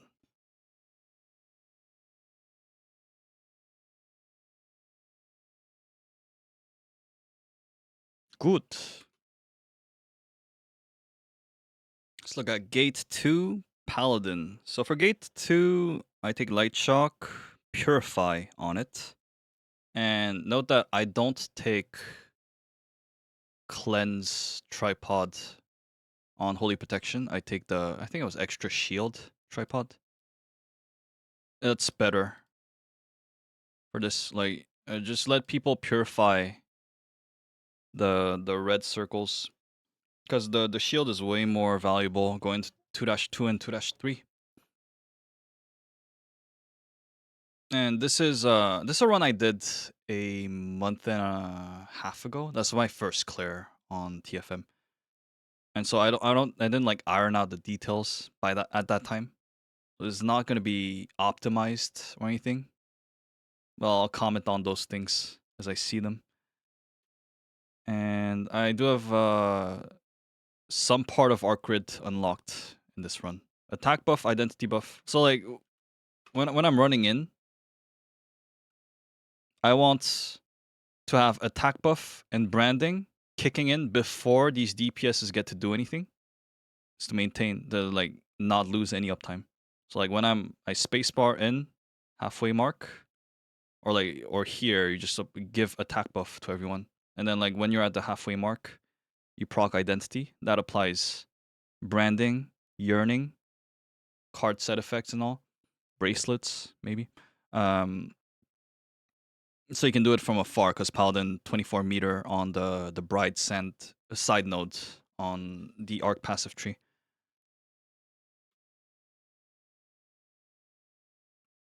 Like in this case, I didn't do that, of course, because I didn't optimize it. But like I would have used attack buff earlier on, and after spacebarring in, identity buff popped, and then see where he's going to after using T skill, and then get your stuff going. Here, the important thing is it's a damage check until 900 bars, right? You have to do it within 1 minute, and you have to make every action count because of that.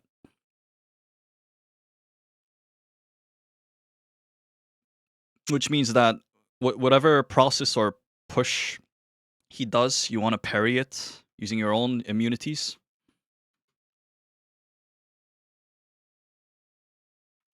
Let's see.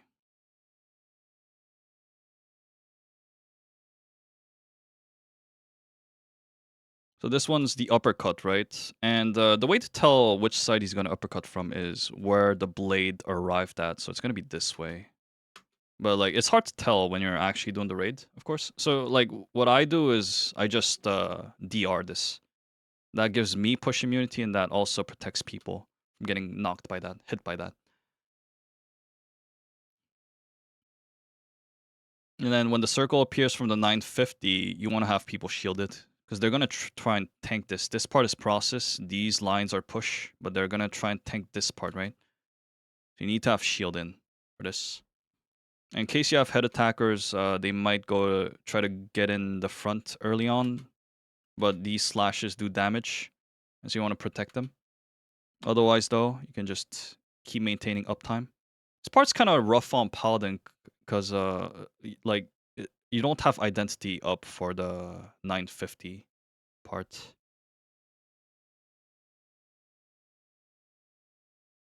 You try to do it best you can.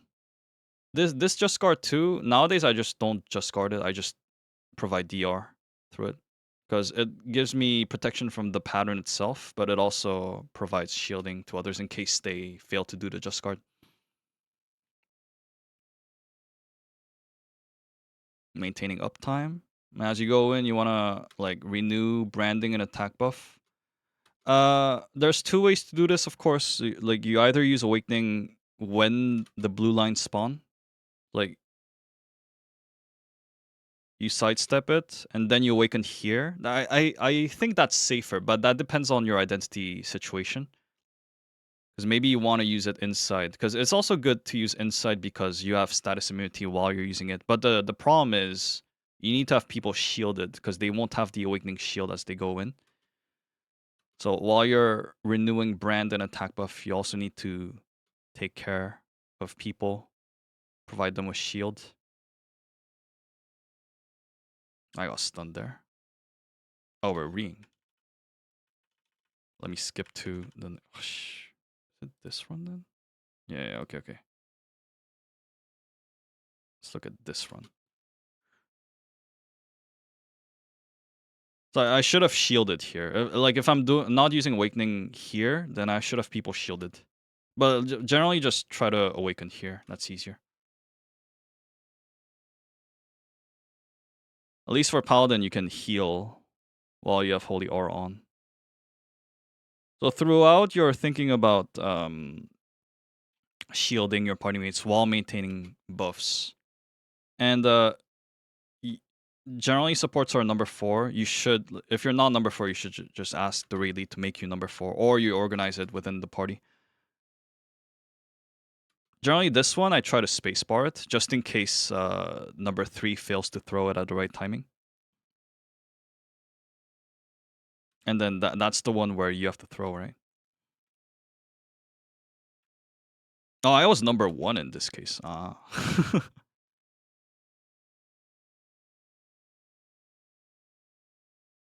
maybe we... Yeah. I think I threw number 1. But generally, just make them put you at number 4 because you have a lot of duties you have to do at the beginning, so you're not free to use Shiny Sacred Bomb as number 1. It's easier to do it number 4.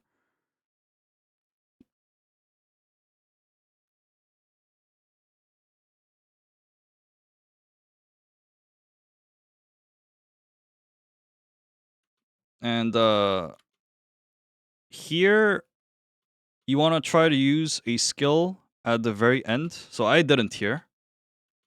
And that's why I lose Luminary here. I also might lose Magic Stream.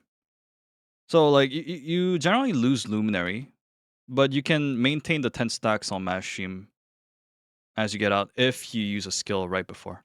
Like at the end, right before the cinematic kicks in. So try to do that. I did lose Magic Stream here.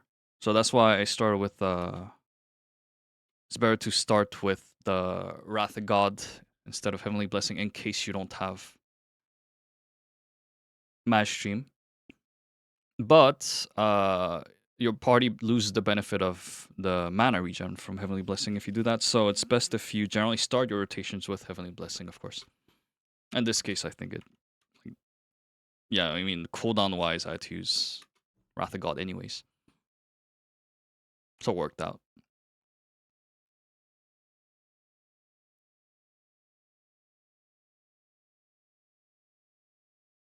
Series of punches in the front, so if you're at the back. If you're the target, you just like chain process immunity in front of him. God's Decree, and then you can follow it up with... That's why I take Light Shock, of course. That's why Light Shock is good here, because there's a lot of things that are processed throughout this gate. To a degree, I'd say process might be more important than push here. Process immunity.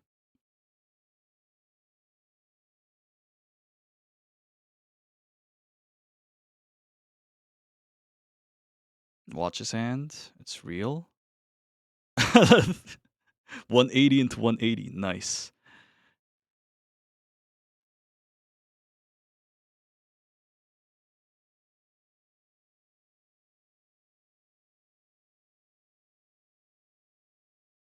Just DR it, push immune it. Best if you provide DR because it does a slight bit of damage on people. And then just guard it. And if nobody got hit, then it's going to be a back safe. You can tell from the back step he does there.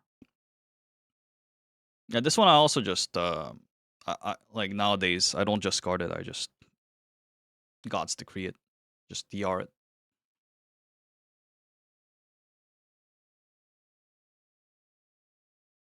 Just all the just guards, basically. I should have canceled that identity buff earlier. Some people do try to tank this. Like, generally, they shouldn't. Unless they have the means to. Like, you shouldn't tank at that on an Arcana for sure. Class like Gun Lancer can do it, of course. And definitely don't do this. Don't get hit by the initial waves. Because it will detonate faster. So if you can't manage to purify it, then it's troublesome for other people.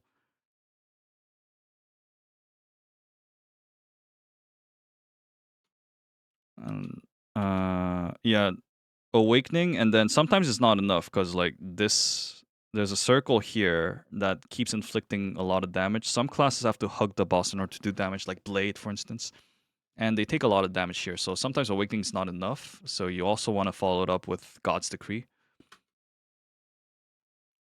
And then I have Purify on Light Shock, so I usually leave it until the last flames kick in so I can get an attempt right off the bat at proccing the Purify.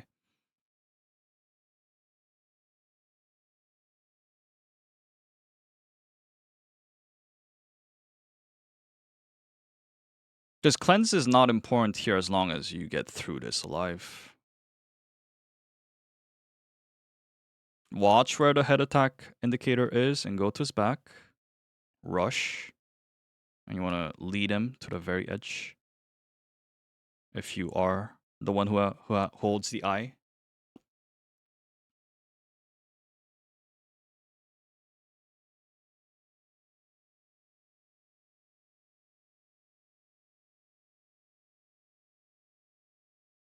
You can spacebar on after the initial line explodes.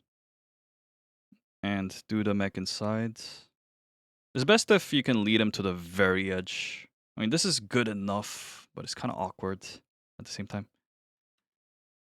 And note that I don't have an Awakening 10 stone on this Paladin. So my Awakening's not back up. Because if I do have an Awakening 10 stone, even 9 stone, I could use it right here. Which will allow me to use Hyper during the Chestnut phase.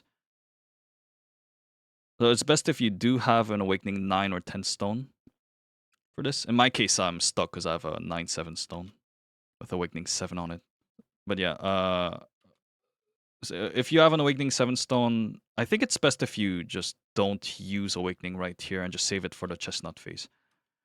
But once you get dropped, pulled to the center and then dropped, Awakening attack buff into branding.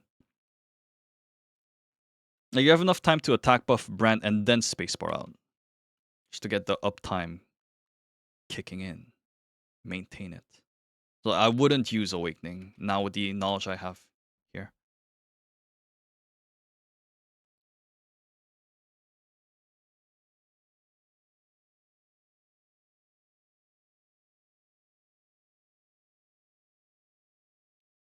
Just stagger and then go back in. Brand, attack buff renewed.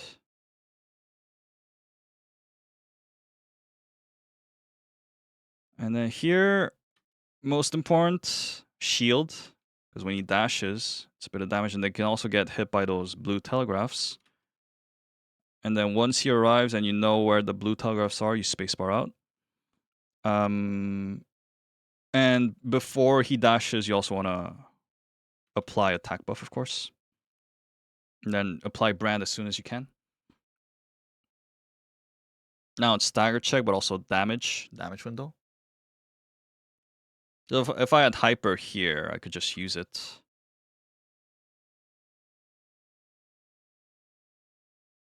Unless your damage is on the lower edge, in which case you'd save the hyper for the 3 cones pattern in the desert.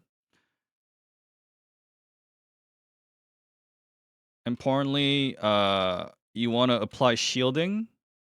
So DR when the chestnuts are pulled in and they explode, because they can do damage. And I've seen people die to this actually, because there were like 5 chestnuts at one point, and there was this sharpshooter who was standing in the middle of him, and he got wrecked because the support did not provide them with shielding.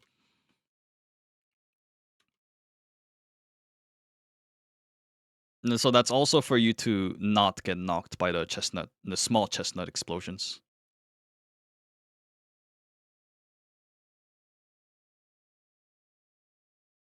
DR, shield DR for the red chestnut explosion there. And of course here it's all about damage, identity buff in.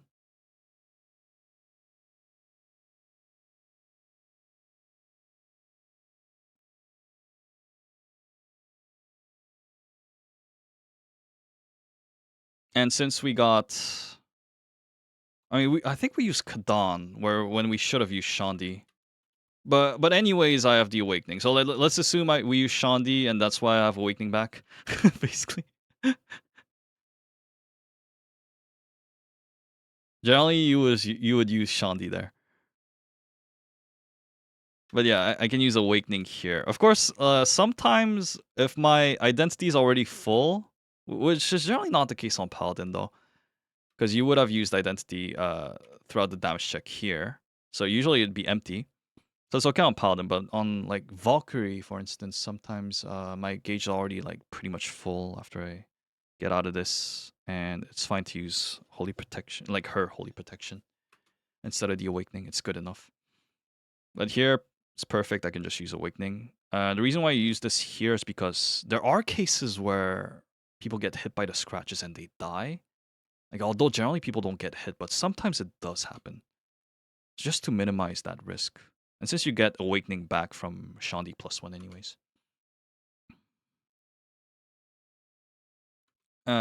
Before he lands, you can apply attack buff. And then like I used identity buff to proc the branding. And I also got the T skill, and you get a nice damage window here.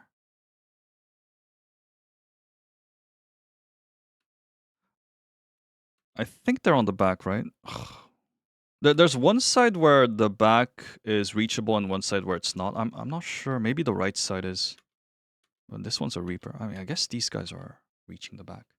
Yeah, I think it's possible on one side, but not on the other. And the stagger mech, different from hard mode, by the way. So at the beginning, it can be either front or back. You lay the puddle, go back in. At the front, you gather at the front. The reason why you gather at the front is because a lot of skills are head attack, and head attack skills, if you land them on the head, do more stagger. Makes it easier for the stagger check. Damage window. So on Paladin, what I tend to do for this stagger check, right, is you keep your blue skills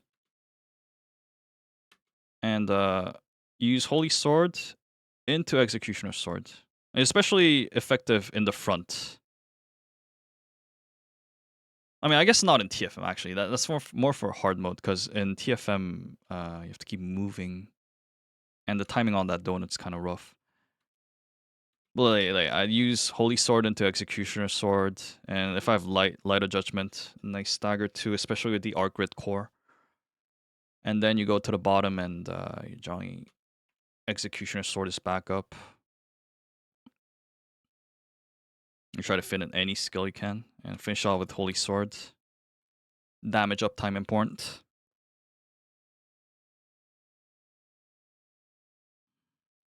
And you want to make sure you have God's Decree available. You don't want to use it for, like let's say, you don't want to use it to lower the Z skill cooldown over here. You can use it, but you have to make sure that it's back for this part. You have to make sure to use DR on these puddles. This rain can kill. And in case there's a DPS who's not here, everyone has to be here. If they're not here and they're like over here and they die to the puddles, it's their fault. If they try to blame you, tell them it's your fault. Because God's Decree is not like super large. Everyone should expect the God's Decree to be like on the boss, close to the boss. Holy Sword. I keep Executioner Sword in this case. Executioners.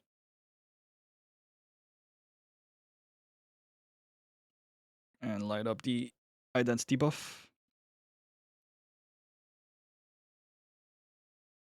Make sure you have God's Decree while you exit. Try to counter. And whatever you do, you need to apply God's Decree during this. Then you go to the center.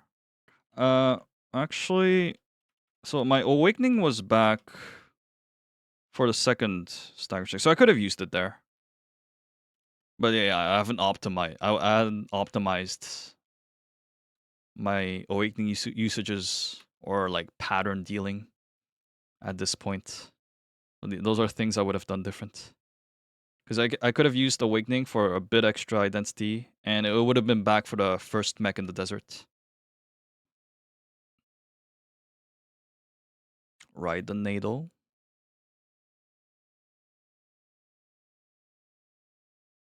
I use a Wrath of God to get the attack buff as early as I can, because Heavenly Blessing has a slight delay in application.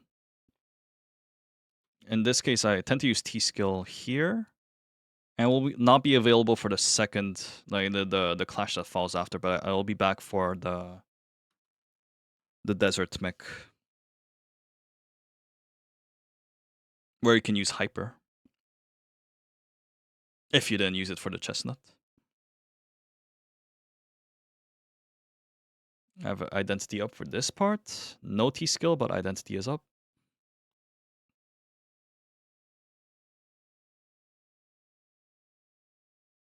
Party number 2, so I don't do the Just Guard. And then I go in. Best if you can provide some shielding in case they fail the Just Guard for whatever reason.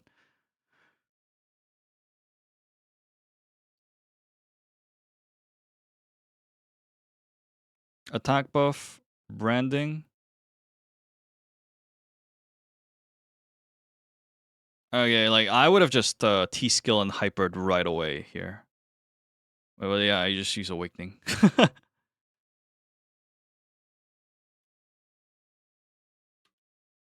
That's something I would have done different. So that would give everyone protection during this. That would lower the risk. Like, you don't need to use Hyper, of course. Like, Awakening's fine, but use it early on.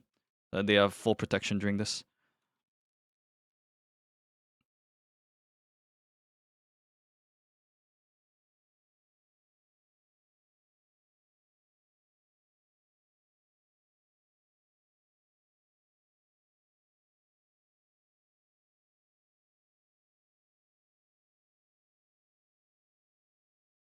And then we skip this part.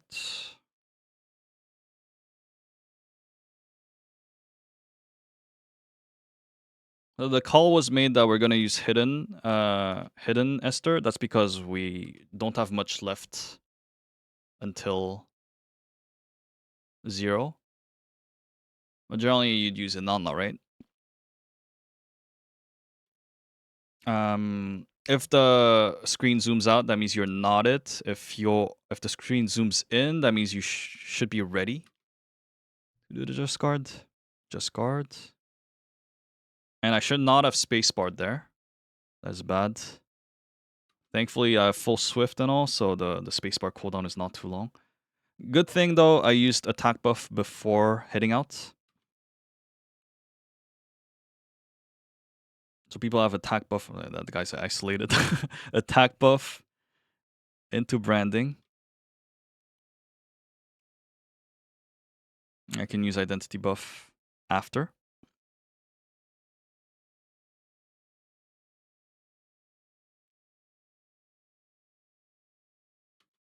And hyper was wasted. Could have been faster to push. Slightly faster.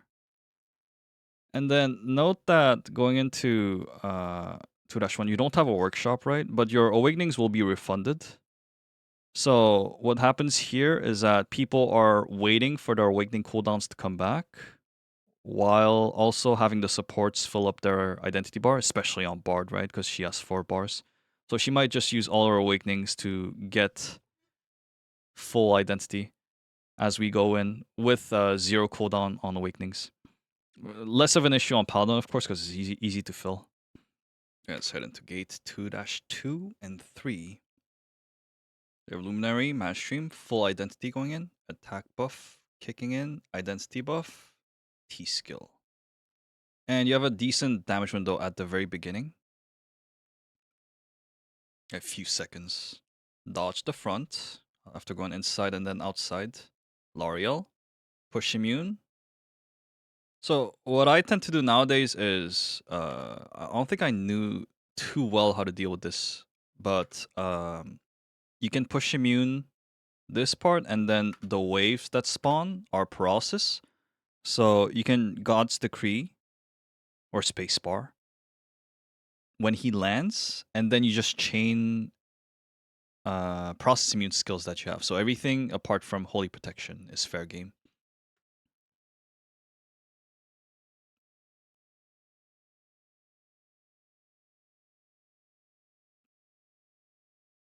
You can so for this you gather up, right? And then it's best not to spacebar out like I did here. You just walk it out, and then if the way you're going is not safe, then you spacebar out. So you just walk initially once you see the black puddles spawning. And you can push immune this like I did. I mean, not push immune, status immune it like I did. This one you can status immune, but there's another one where you can't. You want to notice the difference. And at the end, he will do a ray that inflicts push. So if you know that you're the target, be ready to push immune this ray as well.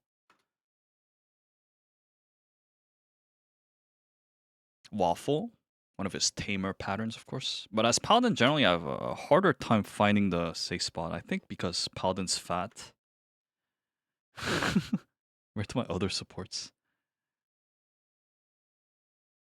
So 3 yellow means counter. This is his tamest pattern. 360 pizza. You can God's Decree that, of course. And for this one, the 5 pattern. If you think you're the aggro,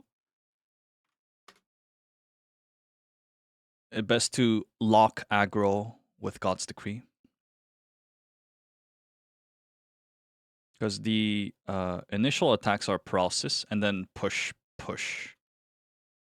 So like initially you can God's Decree and Light of Judgment and all that, and then you God's Decree it.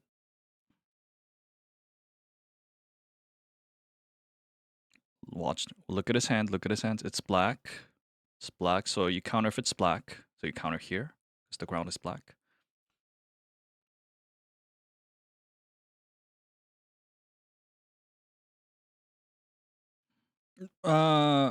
For uptime issues, it's best if you don't counter the initial one, of course.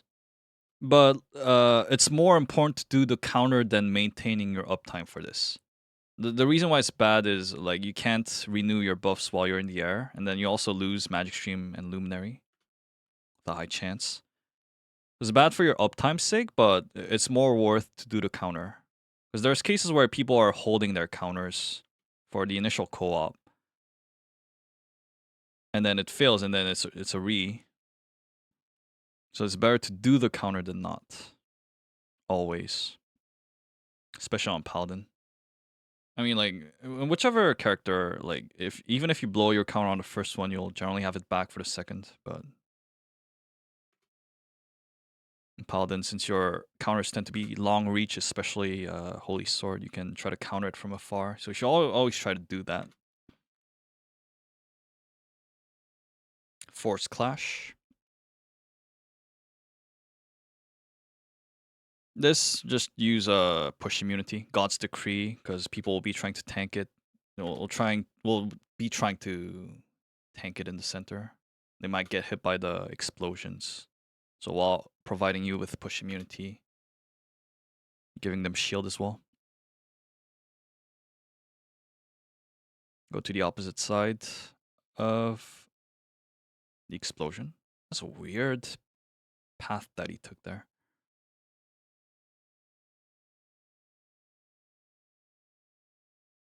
Easiest way to deal with the Castella pattern is just God's Decree it if you're playing support. There's DR it. But if you don't have it available, then you can spacebar when the waves disappear. See the waves spawning out of the Castellas? That indicates which direction they're gonna go. When they disappear, you spacebar. And you want to spacebar into them if you're doing that, of course.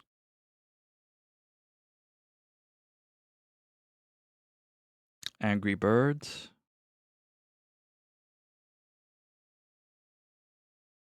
That guy time stopped.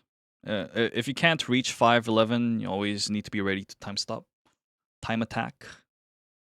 The bat. So God's Decree initially. Don't burn spacebar. Now you use spacebar if you're not using Shiny Sacred Bomb. If you don't have spacebar, of course, you either use Awakening if that's available, Identity Buff if that's available, and last resort is definitely Shiny Sacred Bomb. That's the teleport counter. So whenever he blinks like that, be ready to spacebar into him into a counter. If you try to God's Decree it, then because of the animation lock, you won't be able to link it into a counter. So like if you're trying to counter, best if you spacebar into him at the right timing, and then followed up with Executioner Sword. But you can also just choose to God's Decree and just leave the other DPSs to deal with it, and just provide them with that layer of protection. This is the 4 pattern. It's a series of 4 lunges. So this part is paralysis, push. So because it's push, I'm using God's Decree. And then we all gather up. Paralysis, this one. So you don't need to push immune that one. And then just guard into a counter. Generally, he appears from that direction. So you can kind of be ready to counter him.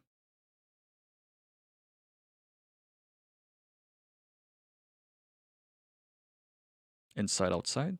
Don't be at the front. You're always trying to maintain high uptime. God. So push immunity into chaining. So like in this case, I burned spacebar, but that's because I didn't have a firm understanding of this. These waves are process. So once you push immune the initial landing, you can just process immune. This one, you chain process. And then at the end, you do an additional process. So in this case, I use Light Shock. That gives me process immunity, but it also applies renews the branding on him. Like throughout this, you're trying to process immune initially. So like everything apart from Holy Protection is fair game.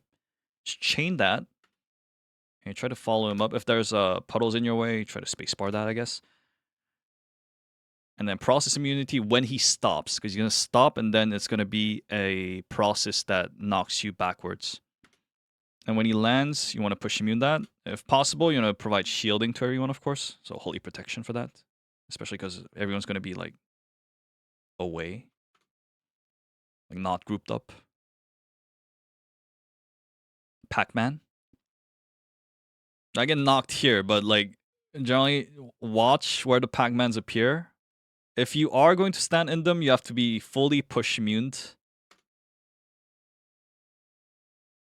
that was bad for me. And I was standing in another Pac-Man here. It's a 2 attacks. There's a upward motion and then there's a downward motion at the end, and they're both push. So if you're standing in them, you want to fully push immune it.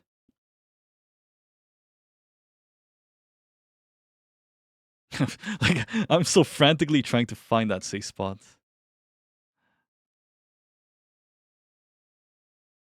The mole pattern. So whenever the mole pattern happens, you're all trying to lead him towards the center as much as you can. And then you counter. When if he's like on top of you or like underneath you, I guess, you want to try and push immune it, of course. God's decree. And always try to group up because you're gonna aggro onto someone else, so someone at random.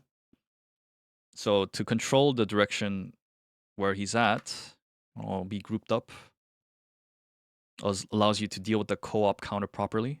Just guard when you see the bar underneath you disappear. 300 line pattern. So unfortunately, I wasn't able to like notice the line that already got there. I wasn't able to cancel this identity. But it's good. It's all right because I'm going to use a hyper anyways. Best case scenario, I also had T-skill available going into this. So this is because I'm not... I'm trying to get my first clear, so I don't have all the details ironed out. You want to use T-skill also because generally you'll have 2 people assigned to do hyper here to get the initial damage pushed. Here you stand at 11 first, and then you wait for this wave to close in, and then you make your way down to 6, and then once the left side wave passes, you go to 7. This part, it's best if you God's decree it, so that you don't get interrupted by all the poop on the ground. Because if you get paralyzed, you can't just guard, right? So you're doing God's decree for you to be immune from the process. And it's also for protecting these party mates in case they get hit by the debris on the ground, but also if they fail to just guard. But of course, if you used hyper, at least you know that they won't die.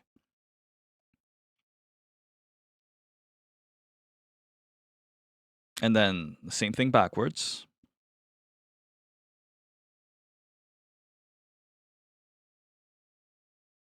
So here I did get hit a lot, but once you master the sequence, you like maybe get hit one time.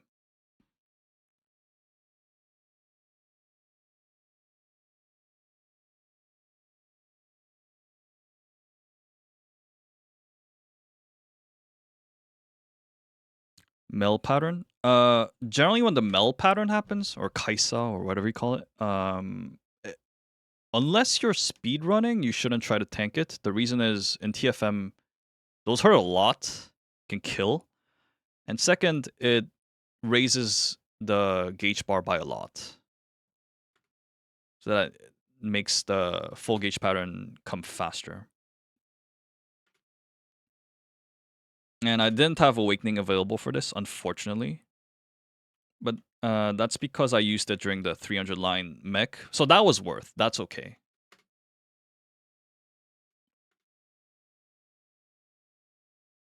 So you try to do the best you can to shield people. So in this case, it didn't take a lot of damage. But yeah, you're trying to do your best, making the most out of your Holy Protection, your God's Decree to not get knocked, and your Z skill. And if you can, try to maintain uptime too. During this, there will be some people trying to squeeze in some damage.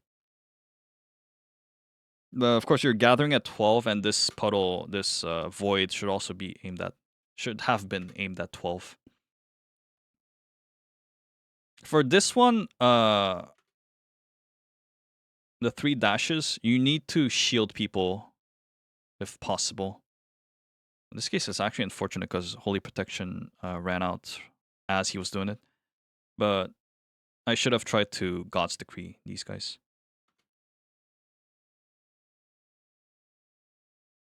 Because as you can see, they took a lot of damage from those 2 dashes.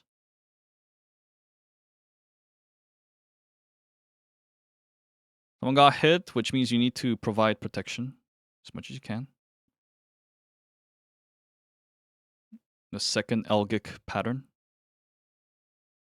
Just guard. So since it started with just guard, it means it's going to go to the top side, which means it's not the hard mode sequence.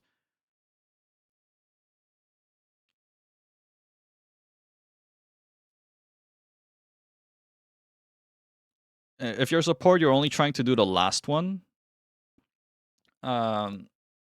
It's because you're trying as a support, you're focusing on buffing, and in case anyone fails, you might try to give them shield.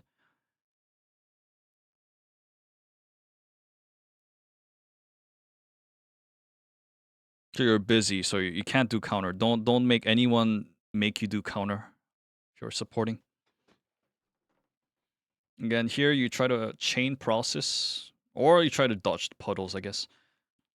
He is targetable during this, by the way, so like you can do damage. People can do damage. So like try to maintain uptime during this. At the end, when it stops, use process immunity. So in the case of Paladin, light shock is great for that. And at the end, God's Decree is great. Try to aim at any party mates.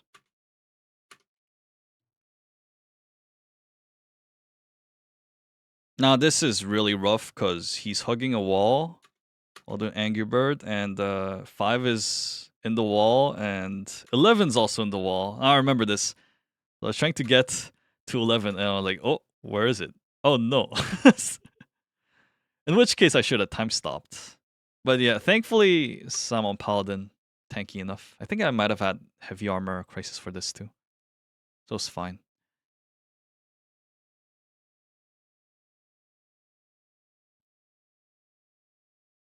Tame Mech, 3 yellow, counter. Great damage window. Identity buff on. This one, you cannot status immune. You cannot spacebar, you cannot awaken. So you have to focus on dodging. When you're dodging it, do it on the 6 o'clock side. Everyone should group up on the 6 o'clock side. It's better field of vision, and if you do get caught, the support can protect you. Like in this case, since we're all grouped up at 6, the bard can help them out. It's a bard, right? Yeah. On the other party. And as a support, you should not get caught by that. If you feel like you're gonna get caught, like you should try to use time stop. But the problem with time stop is that because it like time stop's too long, so you might not be able to free the like save the DPSs as they're getting slammed by Kazeros. It's the only downside. So generally, just try to dodge. Just focus on dodging.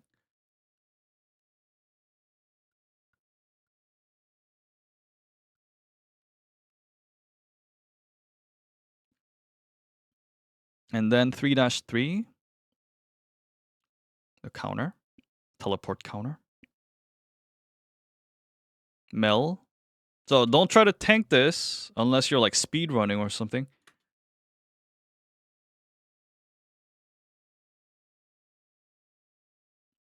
Unless you're in like an experienced lobby.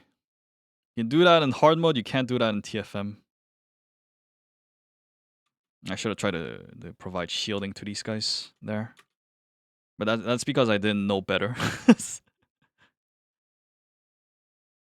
doesn't hurt too much though. And the problem is if they do fail to process immune it, then they get dragged all the way, and they get like pretty much they might die. You want to give them at least one layer of protection to mitigate the risk. Always draw the Kazeros between the balls. Like it doesn't matter like where the other people, it doesn't matter where this guy's going. Like just make sure that at least you are going between the balls. Because like if he does go up, then these guys can just go upwards and counter. Just make sure that you're going between the balls.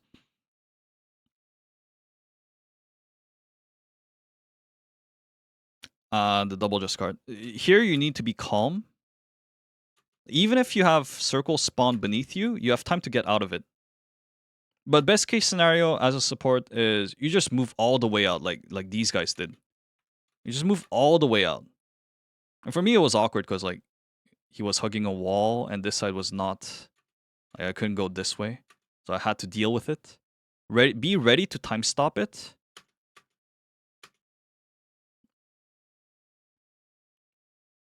And generally, everyone should gather up around like the lower side, because like in this case, like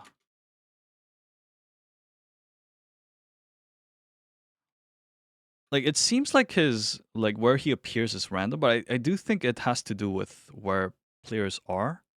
But say you went, and this happened to me in one of my runs. Like I went 6, but like there were some DPSs who were 11, and they got caught, and then he spawned 11, and I couldn't give them protection because I was too far. I generally just try to go bottom side altogether. Medusa, look out, and then counter. So that counter happens in the direction where he was headed on the third one. Weird pizza. Just gods to create. Force clash. So now I'm holding on Awakening, right? Because we're about to hit full gauge. Counter. But got cancelled by the full gauge. I have Awakening available this time. Push unit with Wrath of God, because I have the push immune tripod. And then God's Decree, so I don't get knocked. And that was clean. Didn't get knocked.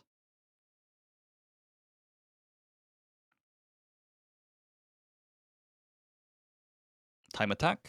Just guard. Always be ready to do these just guards. Ah! I think I tried to use Z skill.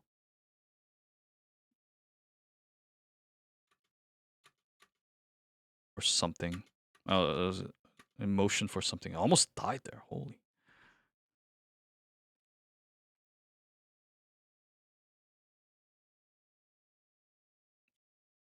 Counter from afar. One of the good things that Paladin can do this raid. Counter from afar. The time attack's done. Damage check is complete. I really hate this mech. It's so hard to dodge. But I happen to dodge, so now you try to do the counter. And then he does an extra slash at the end. So in this case, you want to God's Decree. That one, I think, is push. Yeah, it should be push. Medusa. Counter in the direction where he was headed.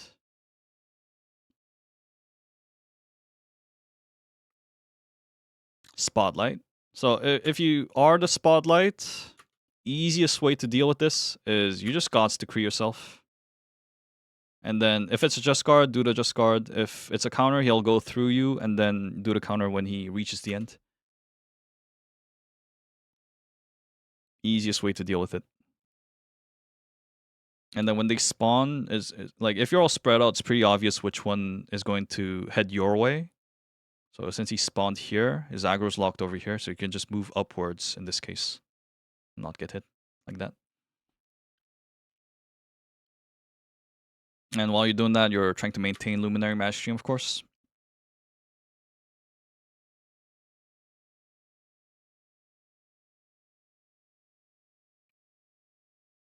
Just guard. Just guard. And then don't get hit by this attack. Don't get hit.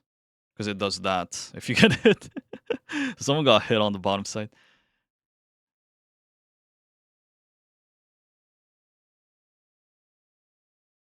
So like, yeah, in this case, I wasn't sure if this was push or process. So I tried to go to the back, but you can just process immune it in the front.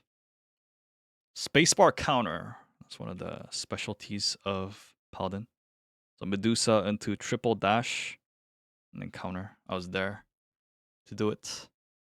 And then we get the tribute. You gotta memorize the order of this. Pizza. I give Awakening for extra like support. DR. And then side safe. I think one guy died to the side safe. You have to be aware. It's different from hard mode. Yeah, this guy was stepping on the dart. It was not on the side.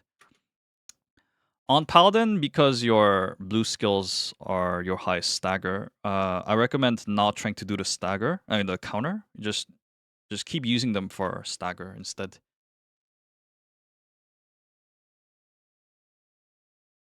And we got the stagger done. So we are one member down, but we have enough damage to clear this. We have 2 minutes. The bomb, so aim him. So best is if you can apply God's Decree shield to your party mates there. And for this part as well, so some sort of shield, just in case we're in a position where this might reach. Spacebar out when it blinks.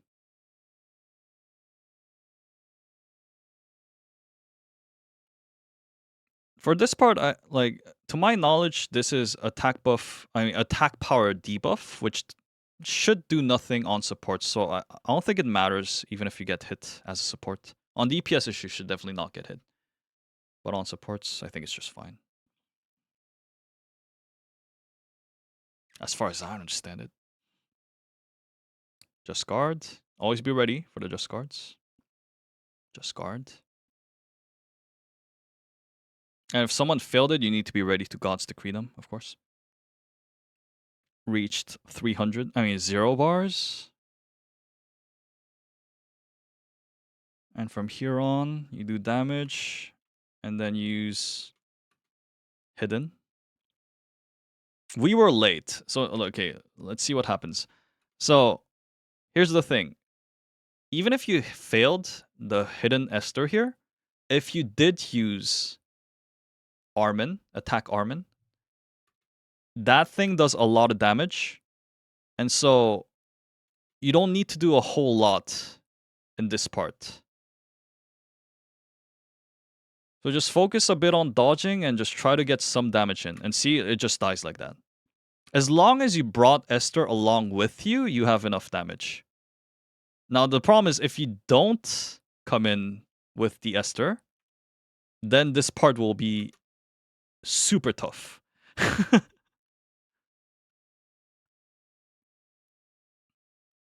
But yeah, that's the clear.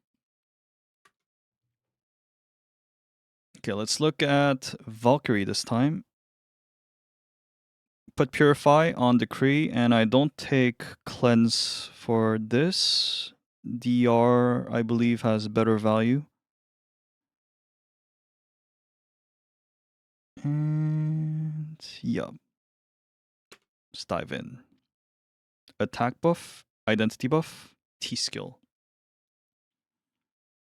I try to fit in one set of red skills before he dashes backwards and then one set after he dashes. That makes it kind of consistent.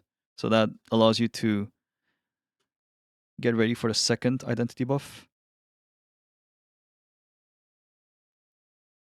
In this case, so after he does that quick dash, he does a process move in the front. I think I just used sight to parry that, but it would have been better if I just used sight for the just guard itself. Because I could have used the counter for process muti there, because I was using it for process.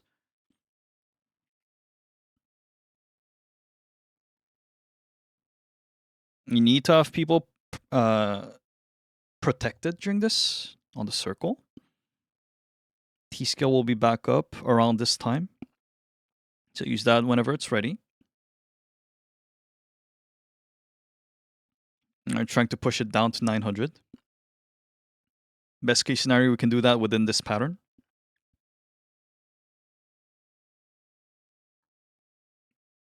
Now, party 1 left, party 2 right. I'm party 1. Attack buff and brand renewed. And if I'm using the awakening after we go inside, then you have to make sure that you have shield available on everyone. In this case, I don't use awakening outside. I use it inside. It's because my gauge situation is like this. So I'm like close to using one identity. So I use shield and then we go in like that.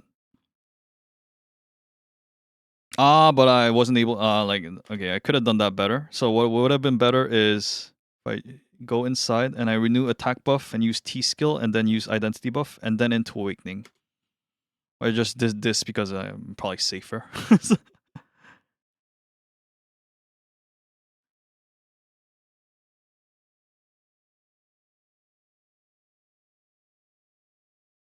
I use my shiny sacred bomb on the individuals here, right, like that.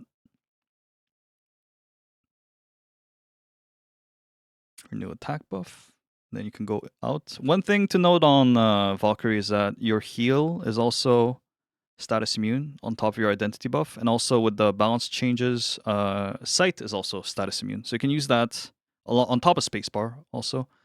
Like, if you can't trust your DPSs, that's what you do, right? Like every time there's puddles spawning, try to use some sort of status immune just in case.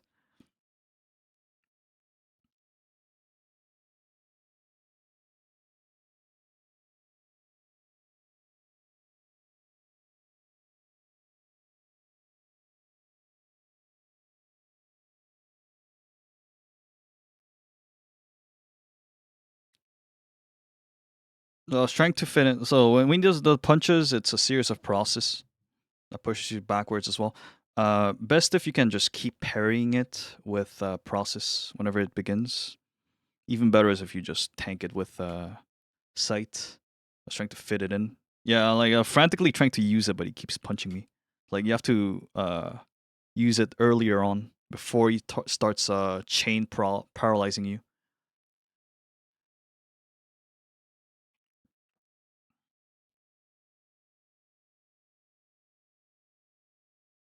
Attack buff, branding. You can apply branding beforehand too, before it lands, of course, because Decree has a trail on it.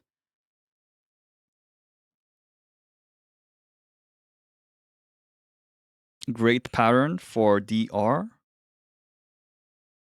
Holy protection, and even sight for good measure. Keep that uptime. Keep that uptime. Front, back, front.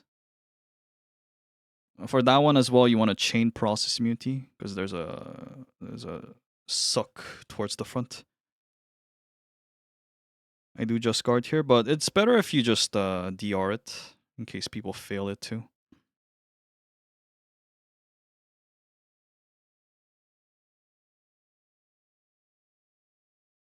Attack buff renewed, brand renewed. Here's a neat trick you can do with the new sight. You just tank it. And you poop outside. Because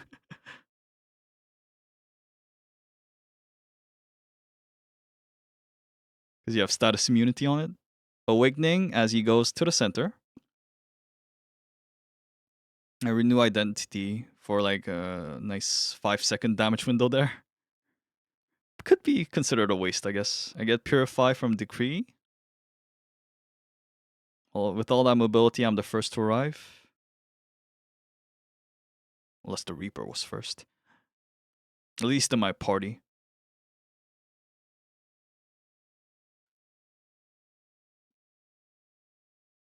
Notice where the front position is. Go to his back. Ping it if you can. And this is also somewhat of a damage window. So some DPSs might be doing damage on the sides.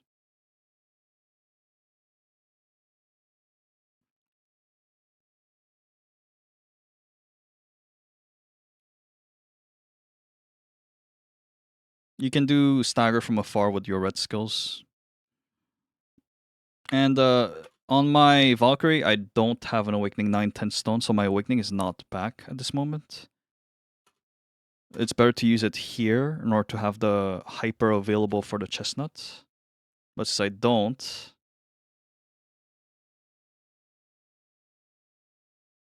I've been using it the Awakening at this spot, but I think it's better to just save it for chestnut in case you don't have an Awakening 10 stone. In this case, I got the Clash. And here, you want to make sure you're using a skill until the very end. Until the last moment, so as to maintain Luminary. while you're dealing with the clash, you're also maintaining uptime, right? So that's why I start with attack buff and branding. And then I do the G. And I use identity. See, identity used. And then G. And then G again. And then attack buff renewed along with the brand. So even though you're doing these mechs, you're still maintaining uptime, right? T skill. So I used Awakening there, but yeah, it would have been better to keep it.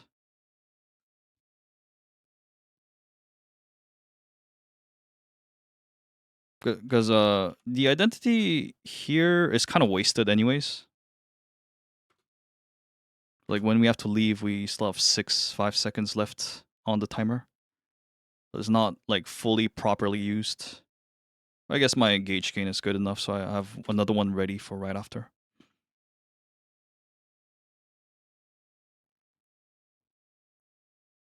Attack buff, branding. So like most important is you have people shielded. I used the blessings for that. And then you want to reapply attack buff and then branding. If you just use it like toward, like if you're all grouped up like this, right? You kind of know that he's coming this way, so you can just throw Decree along this track. And that's what I did.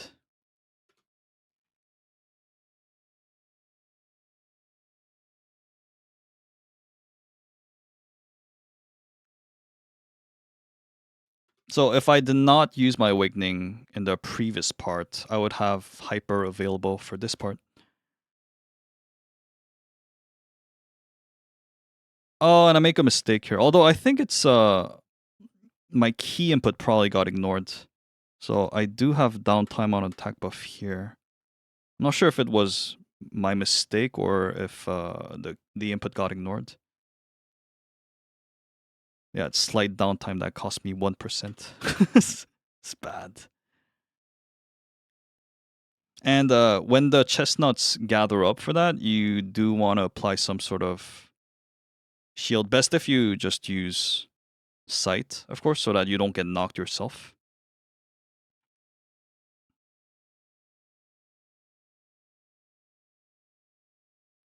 Make sure you're out of the way and make sure you're protecting people during this.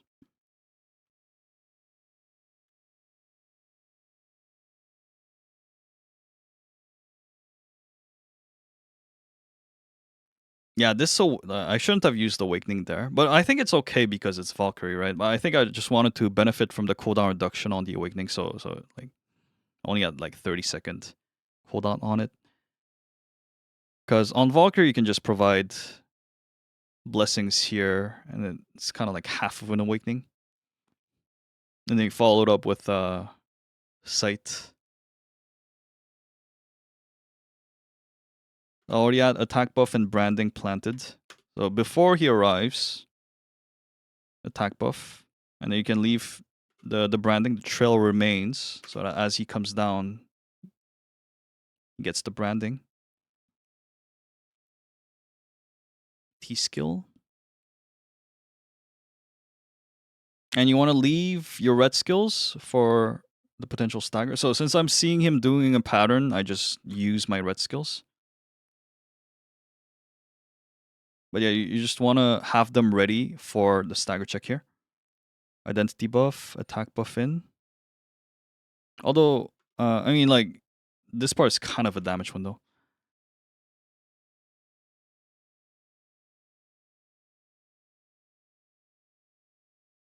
So you use your red skills for every stagger check.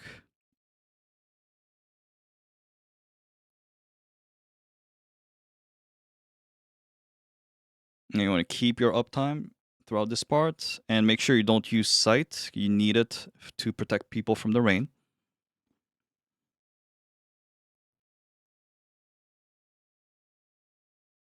Sight, and then renew attack buff.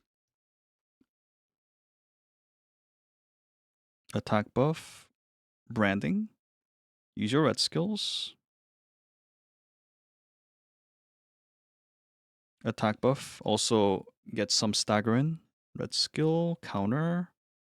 I guess the stagger done.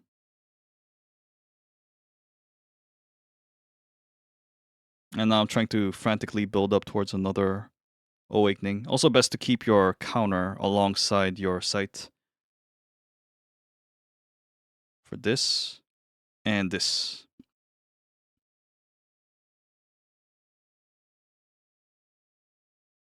Hug the boss at 6, and then best if you go 1 or 11.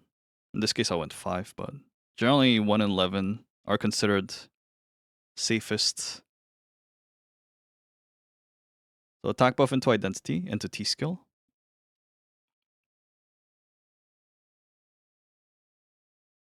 I'm trying to use Oath in order to get a bit of gauge there.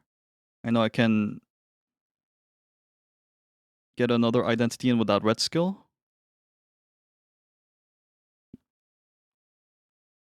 And I have Hyper up for the Desert first mech. Just guard. Best if you provide shielding just in case they fail.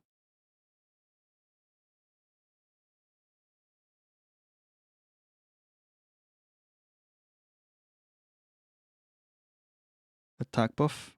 So in this case, I start with Oath just in case, because Luminary Match Stream runs out. If you are in Party 1 and you have to deal with the first clash, you will lose your Luminary Match Stream. And then I follow with a Hyper. So, yeah, attack buff, branding, T-skill, into Hyper.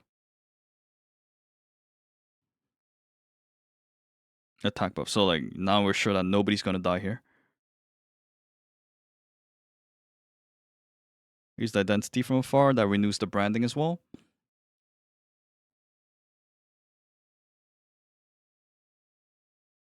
I'm going to save this identity.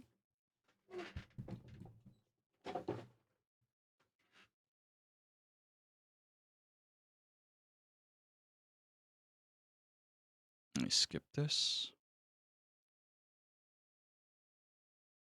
He always appears at this spot, so you can use attack buff and then brand this area, since you leave a trail anyways. Like if you just like try to aim it towards this direction, like this area, he'll get branded as soon as he appears. Because some like your DPS might try to fit in one skill in this short window. And then you go to your spot, and then you're thinking about stacking up Luminary Match Stream as well.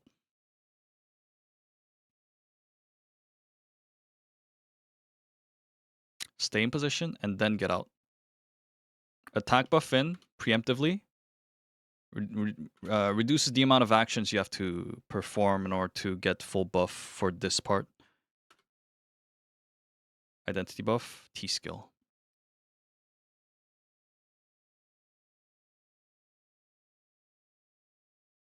So if I had an Awakening 7 stone, I could have just awakened here too.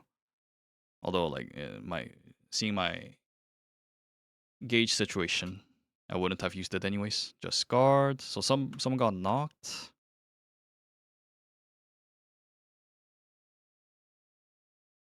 Identity buff.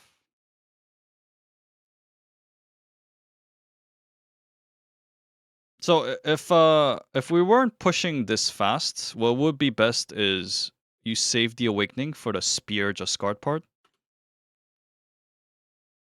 I guess we will see it here, but yeah, like it would have been better to keep the Awakening, I would say.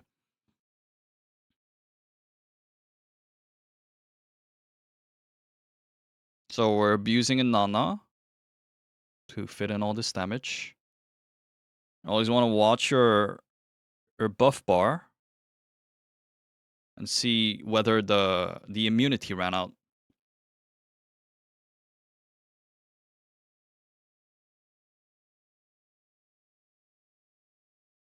You need to keep shielding people throughout this once the Nana expires.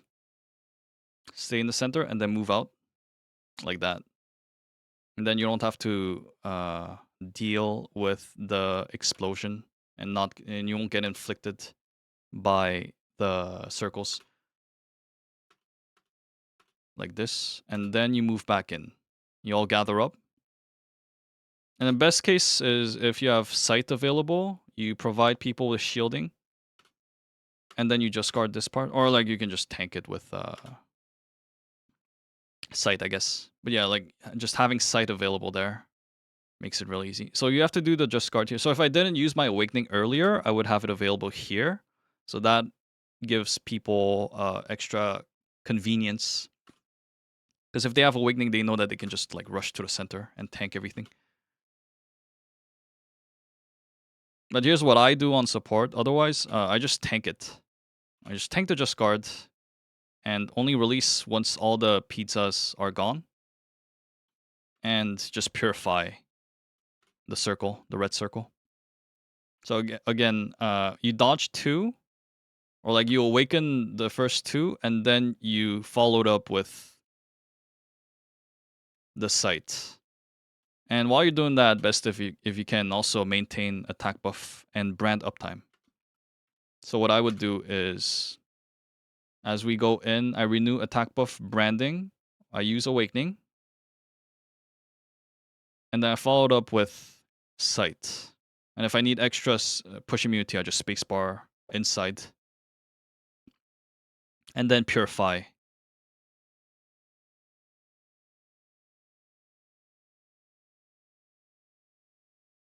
18 bars left. Make sure you watch where he was looking at and dodge that red telegraph. And we got him down. So now let's head into 2-2. Make sure you exit. You go into the go into the zone with 0 cooldown on your awakening and with full identity. So that applies to everyone who can stack identity. I mean, like, it's mostly regarding the 2 supports. So you're spending time here. Like, you can go to the restroom and all. That's the difference between TFM and hard mode, because in TFM you don't have workshop, but once you enter, you have your awakenings replenished. So in the case of supports, they can keep spamming awakening in order to get identity. So like sometimes you're waiting here for 4 minutes. It's also the case that some DPSs might have blown their awakening right before coming into this part, so they might have to wait on their awakening cooldowns. Like, we wait quite a long time, and then we're ready to go in. Before you go in, Luminary Mass Stream, attack buff, T-skill, identity.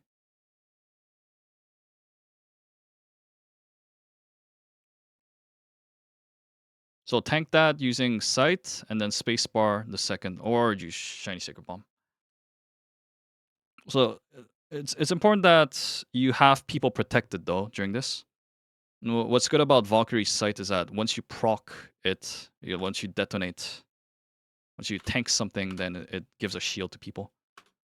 Like that, this gives you push immunity, you shield, and also the other people. You can also follow it up with Holy Protection, of course. Spacebar. I have Awakening available too. You cannot status immune this. Be careful. And you should not get grabbed at all costs.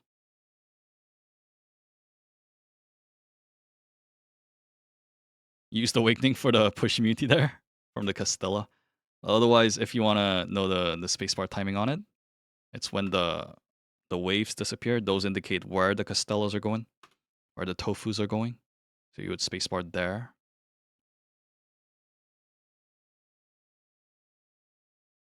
Inside, outside.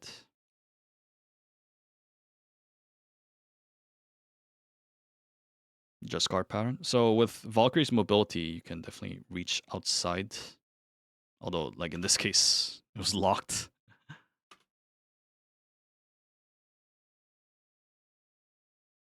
Oh, that person survived. So little health. So that's why you don't want to get grabbed as a support, because you need to provide care to anyone who got grabbed there. That guy almost died. Whoo! That was tight. Mel, don't tank this. So this is how you do it when you're trying to get your first clear, right? This is dangerous. It gives you a lot of team gauge. And also hurts a lot. Someone might die. You don't tank that unless it's speedrun levels.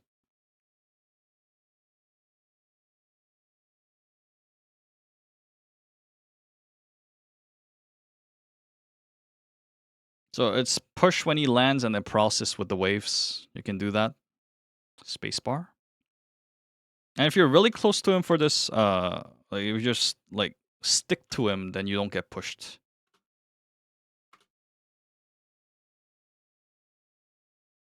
Before he dashes. Imposter pattern. Best if you all group up on the same place so that you can aggro him. Like you know where he's gonna appear. Make sure you dodge that line, because that can trap you. Try to get the counter. I didn't get it. So in this case, you're watching the hand. You're watching the hand. It's black. So you're countering if it's black. Counter. That was dangerous because like I almost leaped to red telegraph. Woo!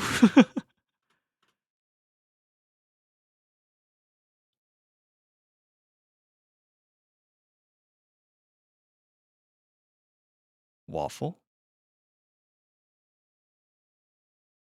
Angry Bird. 11 o'clock is safe over here. Even if it's off screen, you can kind of catapult yourself to that spot. And best if you can provide shield to people just in case they fail to just guard or something. Like this. Shield.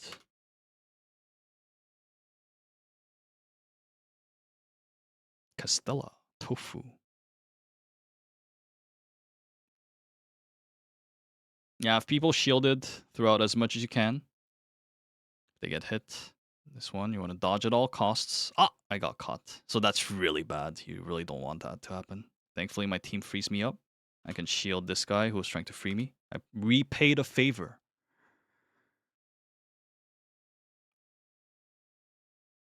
Ah, so that's what happens when you don't process immune it correctly.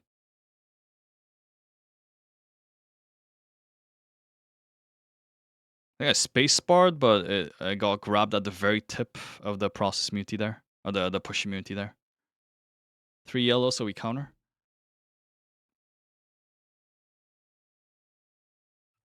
Awakening. I had this ready for this. Because I do have the bar on top of my head. I'm trying to hug him, close to him.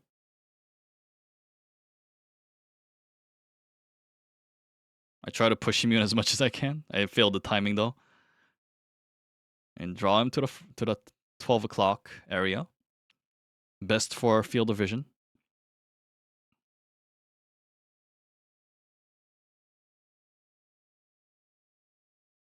I think I used identity buff there for the push immune. Good. And go to the back. Or just process immune him in the front. And you want to have protection up in case there are other people trying to process immune in the front. Go to the front. Just guard. Be careful of that void on the top side.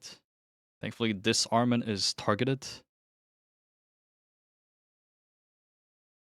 When you do get slightly knocked away from the group like this, don't try to move. Just try to stay in position. Because sometimes he targets you and not the remaining of the group. But like if you try to move away, like he'll try to do the just guard this way. And that'll lead to the co-op counter not happening. That's why I tried, like I was gonna move, but I didn't.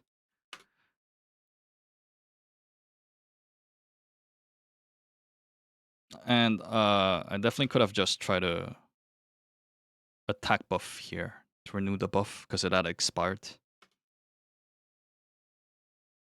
We had slight downtime there. All those small details add up.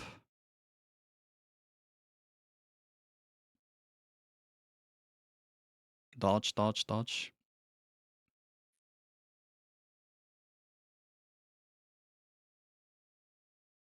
A great part about having this counter tripod configuration is that it has multi-hit. It's 4 attacks, which is great for trying to free up people. Like this. Spacebar to dodge the push immunity, and then process immunity, and then just guard into co-op. And the side also provided protection my party mates. So here you're trying to chain process immunity. Best is if you just use sight while maintaining buffs, of course. So let's see what I did. Attack buff, brand is in, so I know my buffs are in. Identity buff, and then I use sight. And then I see this guy getting drawn out. So he did have initial protection, but I go towards him and I give him protection, holy protection there. He's gonna keep getting attacked. And yeah, that was really awful, see? He barely made it out. That guy's about to die, holy. And yeah, for the Pac-Man, dodge. And just be wary of your Rains? Is it called Rain? Rain has a slight forward motion, so like be careful of the forward motion making you step into a Pac-Man.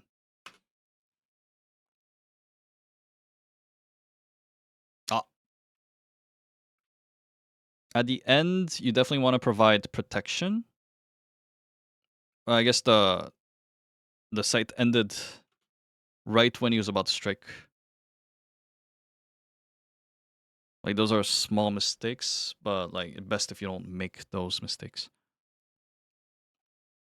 Attack buff, branding, T skill, hyper. Something else I could have done, of course, is like I try to, since I'm like 40%, I could have done attack buff into T skill into like one red skill, and I think that would have been enough for one identity buff. I could have used that before using the hyper so that I can make the most out of my identity. But this is good enough. Identity. Now you use the red skills for stagger. You start at 11 and you may make your way down.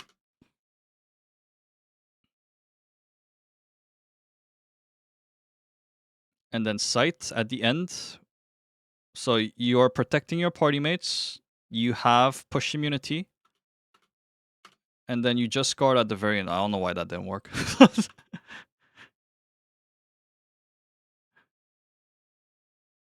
Yeah, I timed it wrong or something.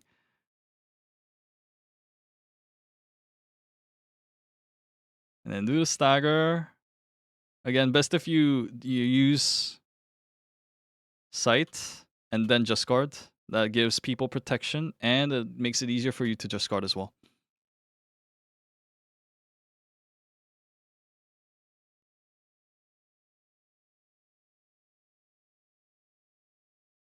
Get some time back.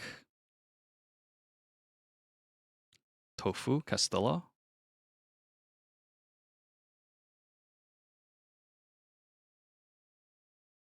Oh, my attack. Ah, that was like 2 seconds late. Oh, that's so bad.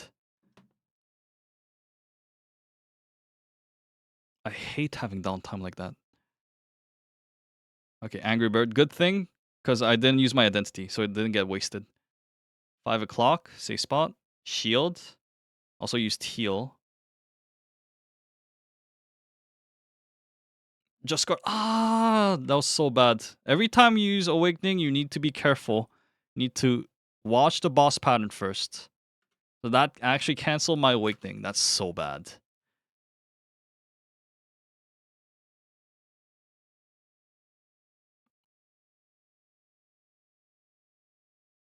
Attack buff, and then just guard.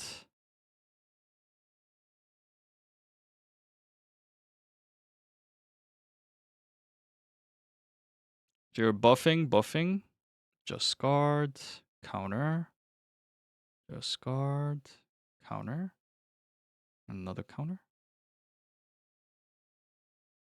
counter, just guard, co-op. So usually you have it assigned to one person and then one sub counter. And then the rest are doing damage as much as they can.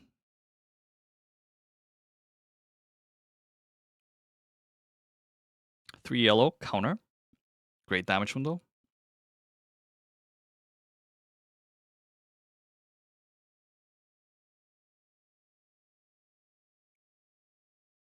Great damage window as long as the clash is successful. Spacebar, counter. Because it was the teleport counter.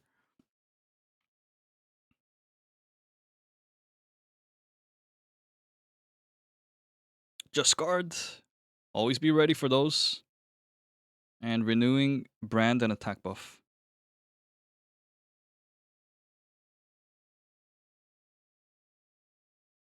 Imposter. Get ready to skip rope. It spins clockwise.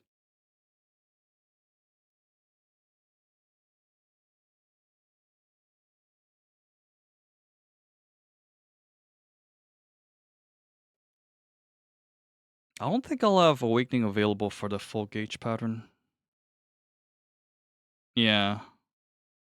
Unfortunately. So I'll have to make the best out of skills I have. Holy Protection. I don't have the bar. I don't have to tank it in the center. I proc Sight. Gives them the shield. Also now we have a shield on Oath as well.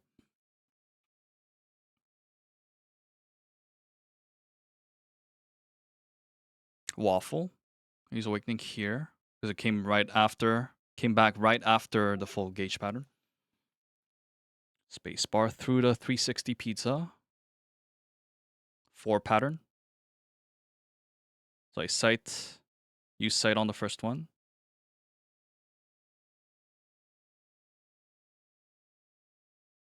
Dodge pattern.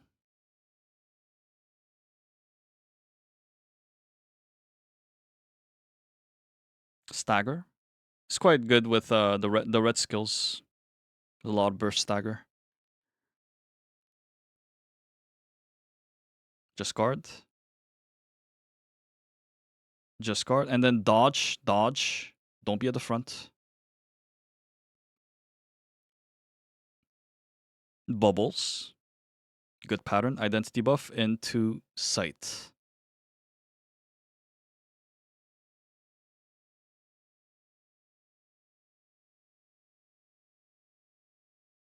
Push immunity. And then you can chain it into process. That was a great Armin. Oh, see how much damage that did? Oh.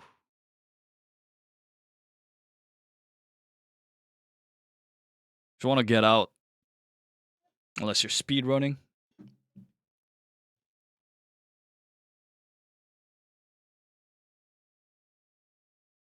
That one exploded, so you don't want to be standing on it. Counter.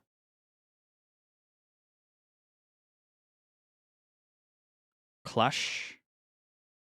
Good thing that it turned. I guess whoever had the aggro turned it. Oh, they failed. Oh, that hurts so much. Like, in case it fails, like, you want to be ready to shield it. It's like, you don't want to get knocked like I did. You want to dodge every one of them. And then you want to be ready to give people area. The sight. Or Holy Protection. I shouldn't have tanked that. No, actually, that one was fine. Like, this guy just happened to be in the front. Like, oh, that was one shot? What the?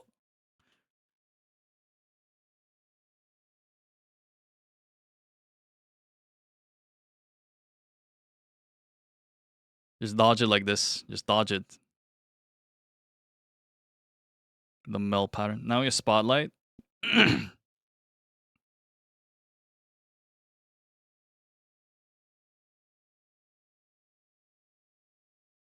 Just sidestep. If you're not the Spotlight, you can just sidestep it. I didn't get this. Oh, I did get the Spotlight. So here, you wait until your clone appears, and then you use sight. And so just guard, so just guard it. Like that, easy. If it's a counter, it'll go through you, and then you counter. Just guard. Just guard.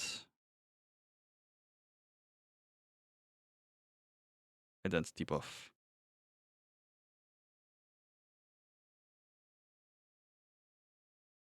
Just guard.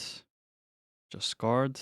Always be wary of those just guards. Don't make sure to use Awakening on patterns where you can use it and not get interrupted. Co-op counter. And just dodge it or just tank it like I did with DR.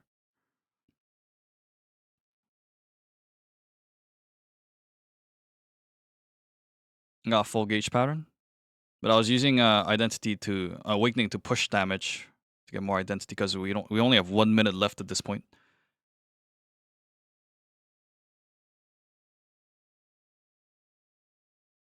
So we need to get the tribute like right after this, basically. Now we're all panicking. I had to drop puddle the void on the bottom left. That's bad. But we did get the tribute, right? So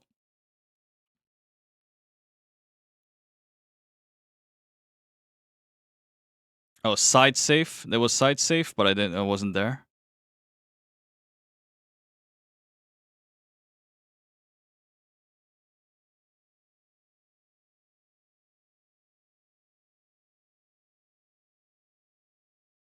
Just guard. So we got an extra minute. So the problem with this run is that we don't clear. We actually don't clear here. But I want to show you something at the end. Spacebar counter. These counters are really good to do with Valkyrie with their new sight because it can go through bosses. So you can arrive like a Reaper does in front of him and then do the counter.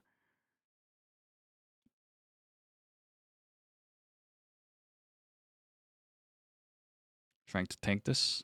And we actually phase with 42 seconds left, which means that if we didn't use the Esther, we could have gone into the final mech with Esther and cleared it with Hidden Armin.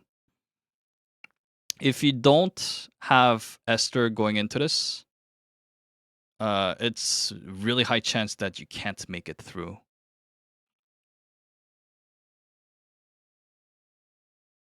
So was Spotlight, was it cute? Could it have happened? Spotlight is what, 20? Yeah, like, I think we would have had enough time. 2 minute 30? Oh, we could have gone it. Okay, okay. Here's how you deal with the last mech.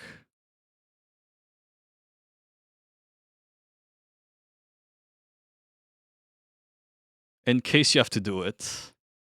But if you come in here without Esther, it's like gonna be really tough. So I'm like the only person alive. Everyone died to that pattern. But here's how you do it. So it's a set sequence. He shows you which are the safe spots. So yellow safe here, blue safe over here. Blue, blue, because this side was blue safe. So you stand on blue. So there's two pizzas after the first indicator, and then you have another indicator. So blue safe again on the right. You have to step on that. And this was scuffed because this side was yellow safe, but all these tiles were blue safe. So were blue. So there's actually no safe spot at all over here. The only safe spot on this entire pizza was like here and then like a bit over here maybe. And that's kind of why everyone died here, because that was just diabolical.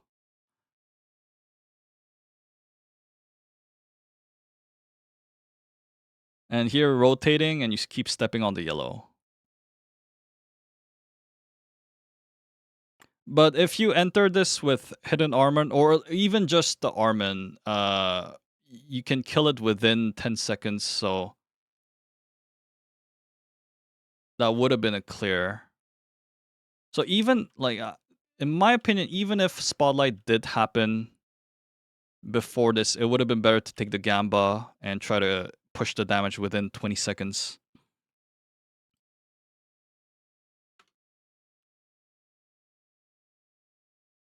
During this part.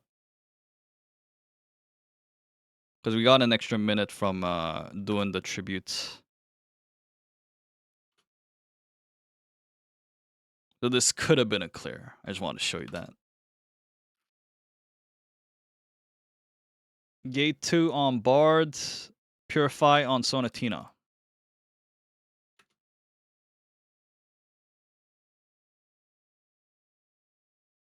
Make sure you have Luminary Mashroom stacked up as you go in. Attack buff preemptively used.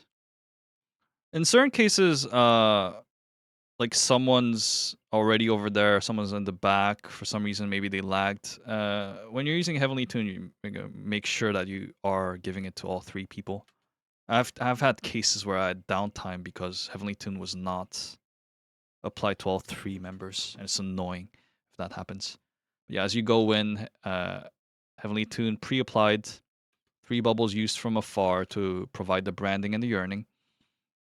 T-skill, and then plant Sonic Vibration. It's better to use slightly on the back, so that when he backsteps, people are still stepping in it. But thankfully, I had Heavenly Tune used early on, so it was back up for this.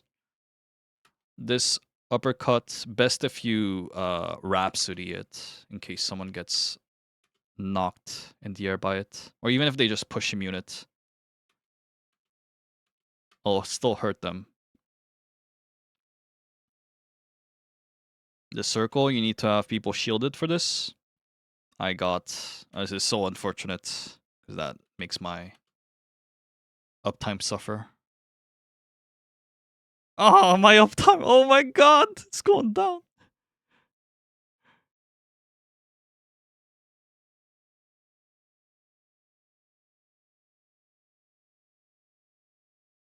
Rhapsody during this. Oh, that's so sad. It's at 83 now.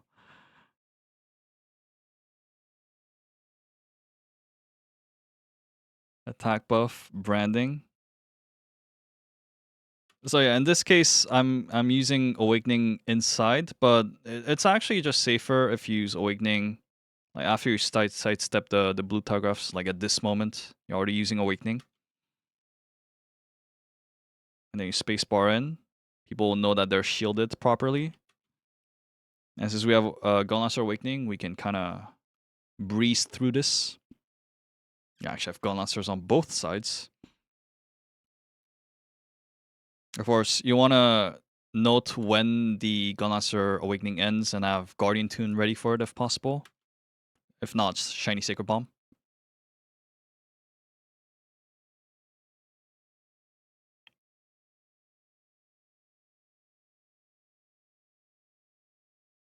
So this run is a quest of me trying to recover my attack buff.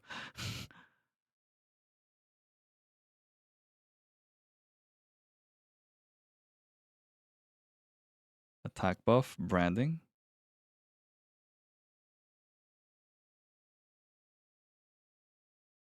The Rhapsody pattern. Front, back, front. Chain process immunity and then sidestep it. Attack buff. Whenever you use 3 bubble, you want to be careful. Like this one was probably better saved, actually, since like these DPSs cannot do damage properly during this.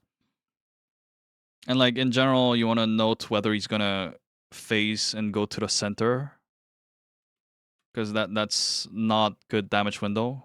Because he disappears and then reappears in the center, and then people are trying to figure out whether it's true or false, and they're trying to dodge the blue telegraphs.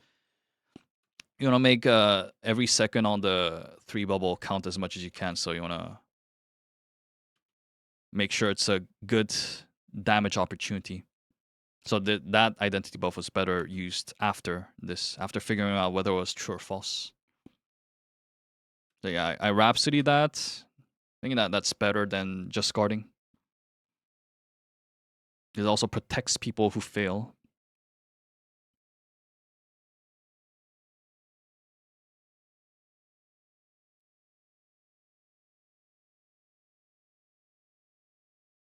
Process immunity. So that first swing is process. And I use Heavenly Tune. I'm probably going to chain it into push immunity. Yeah, Guardian Tune into Rhapsody. You don't need to deal with the just guards. Just chain push immunity. You have plenty of that on Bard.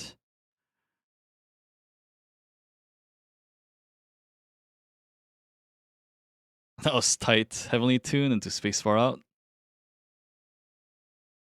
T-skill. Awakening. Attack buff renewed. Ah, but it was kind of like I had like a split second downtime there. 3 bubble. I was trying to get that 3 bubble fast for this window. Rhapsody. And then I get cleanse for Sonatina, but also the Gun Lancer is using Nella there. Go back in, attack buff. Make sure that your party mates are within reach to receive the buff from Heavenly Tune when you go back in.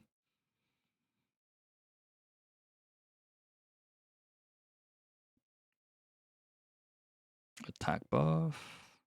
And he goes to the center. Watch where his head indicator is. And go down. Go south. Okay, that's scuffed. That, like... I can't maintain uptime during this either.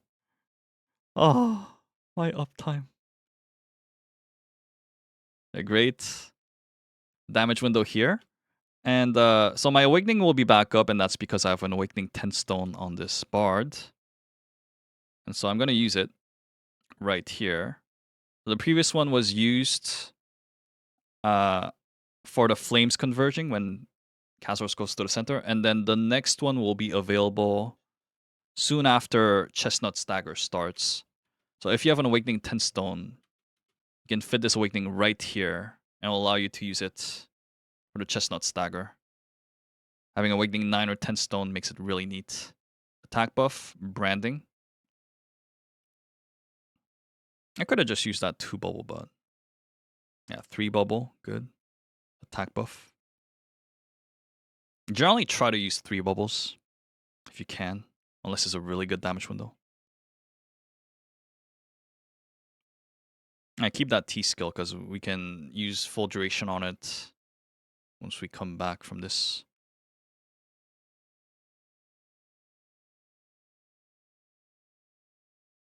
Guardian Tune. Have people shielded.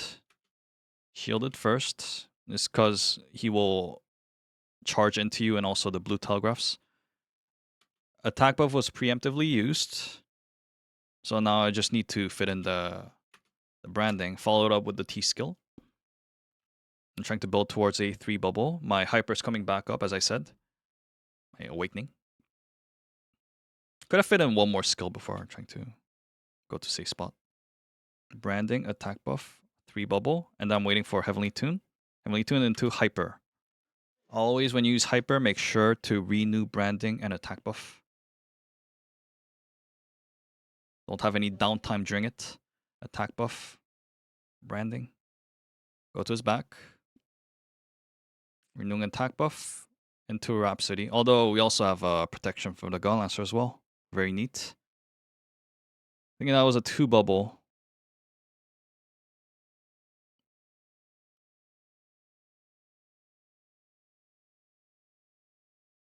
And the next Awakening, I'm using it on Scratch, of course.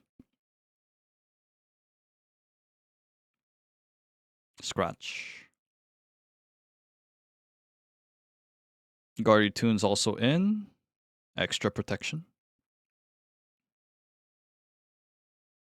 Attack buff preemptively used. Followed up by Sonatina as soon as he arrives. T-skill also used. People can profit from this damage window. Yeah. So here, I think I was trying to get a 3 bubble. I miscalculated. I thought this buckshot would be enough, but it was like slightly... it was so close. Should have made sure.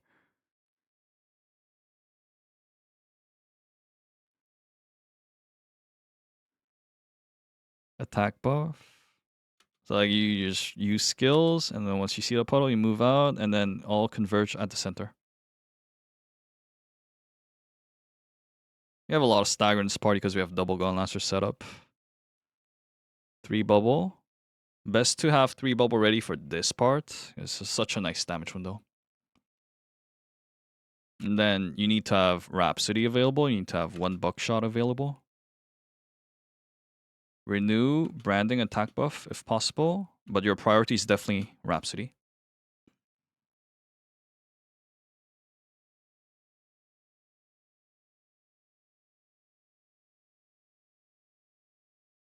Here, I'm just prioritizing uptime. Trying to build gauge, build identity for the damage window. I'll have a 3 bubble ready. Yep, I use it. Awakening used. So you can use 1 awakening during this stagger phase, and it will be back up for the first mech in the desert. You have a counter, attack buff renewed, and Rhapsody. Rhapsody, key. Most important. Attack buff, branding. It's not a damage window anyways though. People standing still, and then go to 1 o'clock. Find a safe spot, ride the NATO. Attack buff, branding. And I use T-skill. But like the order there was bad. So I'll always prioritize attack buff and branding first. I should have done attack buff into brand instead of T-skill. Could also say that T-skill is kind of wasted, but he only gives you that much damage window. I use a 3 bubble there. Although, like, this is a way shorter than the duration of 3 bubbles. But you make the most out of it, right? Preferably if people shielded during that. I don't know why these guys did the just guard there. They got confused. What sucks about being party 1 is that you lose Luminary Magic Stream because you're silenced after you do the first just guard. Attack buff, branding. And then it's best if you have T-skill available in case there are people using hyper here. Yeah, I was like slightly off. I use Awakening. I could have used it, like I generally use it earlier, but since we have a Gun Lancer hyper anyways.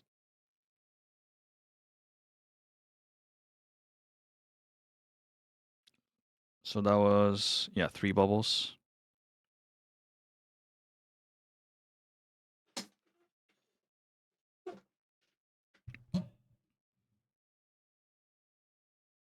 I did recover some of that attack buff. And then, yeah, we were like 14 bars left. So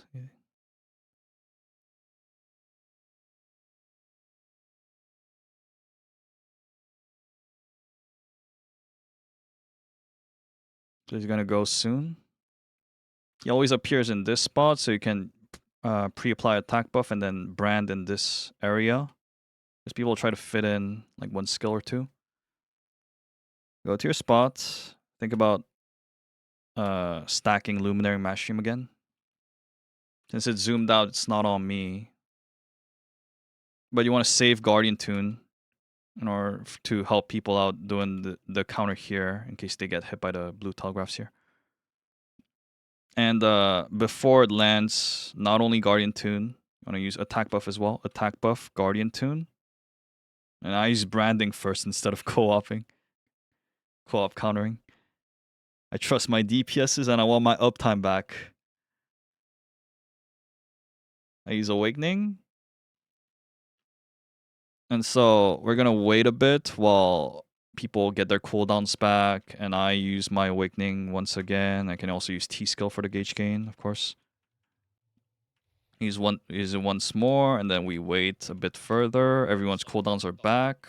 So we're ready to dive into 2-2 and 3. Yeah, 2-2 and 3. Once we have everyone's confirmation that they're ready, we're diving in. So just for 2-2, because the footage was very laggy in that part, in the original footage, I'll just use footage from another run I had. I'll go back for 2-3. So when you go in, attack buff, identity buff from afar, applies branding, T-skill. Renew attack buff. I use Rhapsody, tank it. And if you stay close, you don't get hit. Stay close to his head side. 360 pizza, sidestep, and then go back. Identity buff. Meld pattern. Don't try to tank this.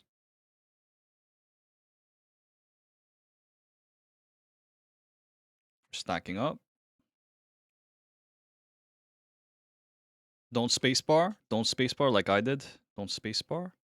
And only spacebar when you need to. And then, since I had the target, I use Rhapsody at the end. I don't get knocked.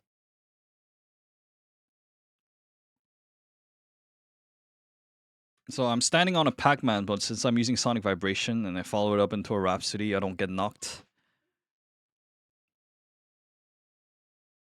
And we have a lot of stagger because we have 2 Gun Lancers here. We get that Battlefield Shield for the Gun Lancer, but in terms of supporting, you need to use Winter Music / Rhapsody here. Top of Guardian Tune. That's what I did. Winter Music at the end. It's another good Rhapsody pattern. Sonic Vibration into... I guess I save on Rhapsody.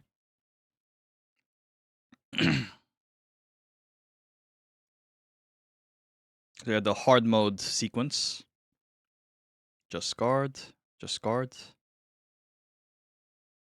You guys should get familiar with this. Should be familiar with this. And then co-op at the end. That one you help out. But the other ones you don't. Focusing on buffing. Awakening. So I use it at this mark. And I know it'll be definitely back. Be back for the full gauge pattern. Especially because I have an Awakening 10 stone on this character. I use Rhapsody just in case I get pushed. Attack, buff, and branding. Get out, get out.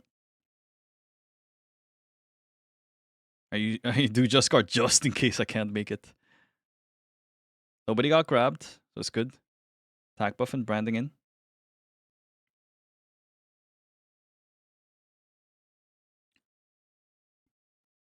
I use double buckshot to push me in the first one and then try to counter the second one. Rhapsody into Guardian Tune to not get pushed. I use Identity buff for the push. And I Rhapsody it just in case anyone's trying to tank it. Inside, outside, don't be at the front. Attack buff in, branding renewed, nobody got grabbed. Another Awakening. And Gather with other people. Sonic Vibration. Also to negate the process. Attack buff and branding in. He was about to do the bat pattern, but we finished the time attack. I think it was the bat pattern. 3 bubbles in. Don't get it, don't get it. Spacebar out. Attack buff. I use Guardian Tune. Just to not get knocked. Flying 5 o'clock. Give everyone shield just in case. Just in case they fail the just guard. Attack buff. Sonatina. Just 50 more bars. Process immune this. Nice battlefield shield. And this Awakening, I can save it for 300 line pattern or this full gauge pattern. Attack buff, branding. I don't have the bar, so I can just go out like that. And since I gave them Awakening, that's good enough. So I use Guardian Tune for the push immunity, attack buff, and then I get out of the puddle. If you get familiar with the explosion timings of these things, you can not get knocked. Now we're phasing. So I won't have Awakening right off the bat. I'll probably get use hyper during the mech.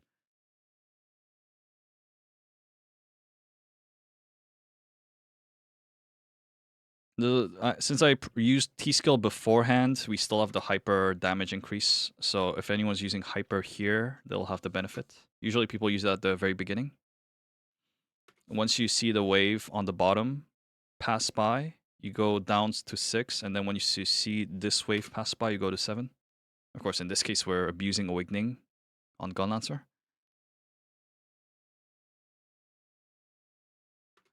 You want a Rhapsody to give people shielding as well, and so that you don't get paralyzed by the debris on the ground. And you link that into Just Guard that allows it to be safe. Consistently doing just guard while also providing care to your party mates. Hyper. And note that I applied branding and sonic vibration right before using hyper so that I don't lose uptime while I'm casting it. See that's what happens if you don't use process immunity or push immunity. Like I got paralyzed and then I couldn't do the just guard. So it's best if you use Rhapsody right before the just guard happens. And that's good. Got the mech down at 200. Be careful of that void over there.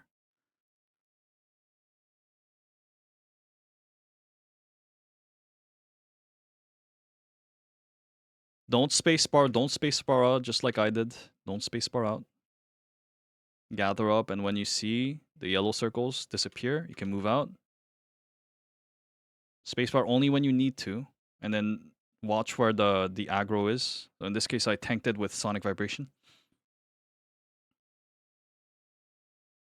They're scarred, so we just move out. The reason why we move out is because like this is really awkward as a damage window, and he's gonna teleport to a random location anyways at the end. It's just not worth it to do damage here. Also, especially considering the risk. So he dies here, actually.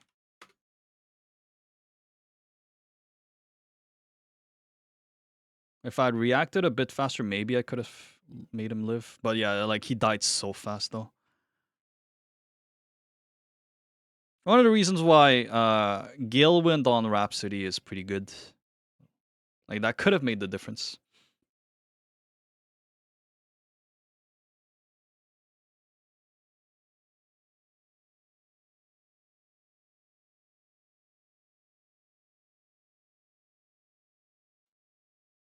So I have to do the counter. It's hard to see the hand, though, because it's hidden. I think it was black, though. So the mech is dealt with.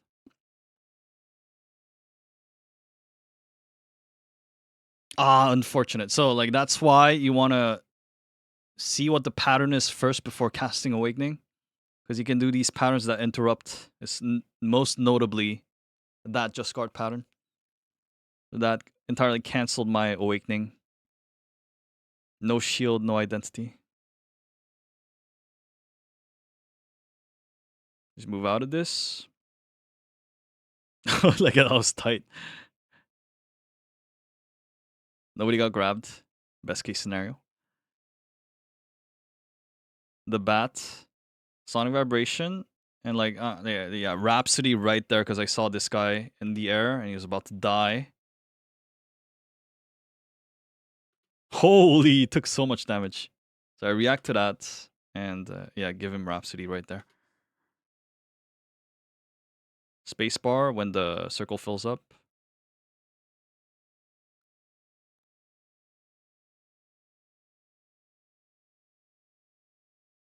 Locate 11-5.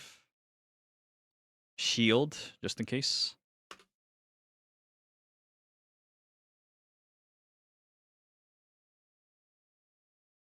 Spacebar, counter. I'm gonna chain process immunity during this. That's why I use Soundholic. I spacebar over some puddles. I do get knocked. I wasn't able to use process at the end. And yeah, let me go back to the original footage.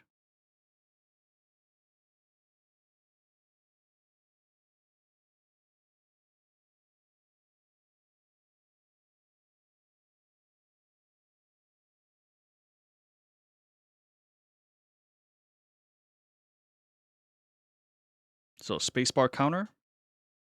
How did I do that actually? So I was like getting out of Awakening and then I just buckshot it immediately as I got off. Guardian Tune. I can slightly tank this because of Awakening, but best if you don't, because it's also a lot of gauge for the team meter. So I tank that with Guardian Tune. I was about to use Rhapsody, but he faced to the center. I don't have Awakening at this point, though. So I'm trying to make the best out of the protection I can provide. So when a music, Guardian Tune into Rhapsody. As long as everyone who has the bar is at 12, then the support can provide protection. This one, you just use Rhapsody immediately. Try to use it on someone in your party. Anyone who's close. Anyone who doesn't manage to get out. Like, this is not a good pattern to deal with. You don't even need to do the co-op. Make sure that everyone gets out.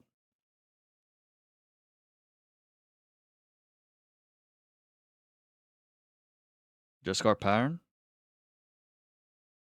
Just move out.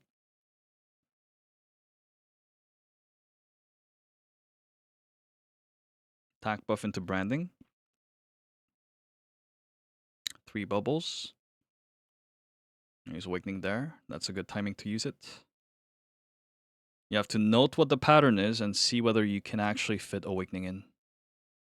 Weird pizza.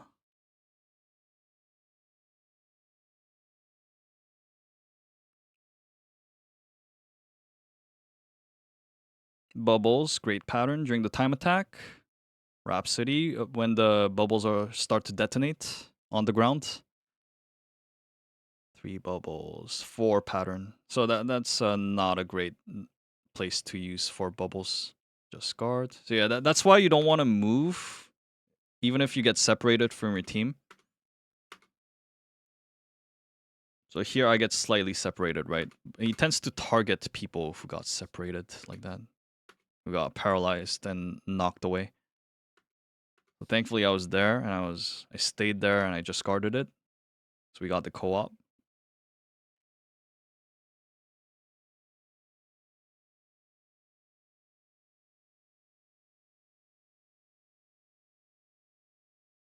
Clash.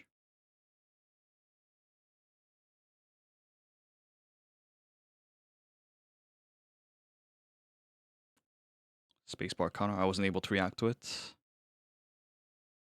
Just guard again. Ah, that sucks. And no area on the right. I try to find something on the top, but couldn't. 3 bubbles. Bubble pattern. So Rhapsody when the bubbles are about to explode. Attack buff renewed. Spotlight. So I got it. If you get Spotlight, don't try to move. Just stay in position. And when your target clone appears, Rhapsody. If he goes through you, it's a counter. So at the end, when he stops, he's going to turn towards you and you just counter. That's the easiest way on supports. Just DR it when the clone appears. So one guy failed there. It's the support, so it's bad.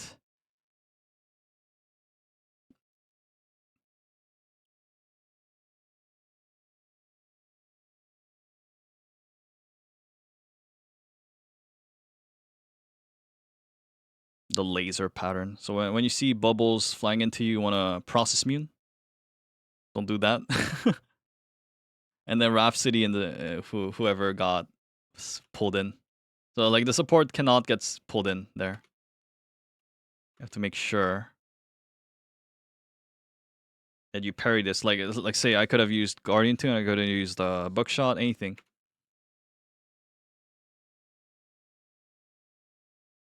Because you need to Rhapsody at the very end, towards the center.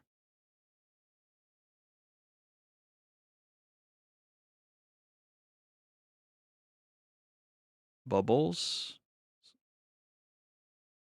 A lot of ground to cover, so we just like let him all the way down. Then we had the tribute. I pre-apply Guardian Tune. And we have Gunlacer Awakening as well. Just guard and then side safe. And then counter in the front. And then pizza. And we have enough stagger because we have double Gunlacer. Although like the support on the other side is dead. But we do have 1 minute 44 seconds.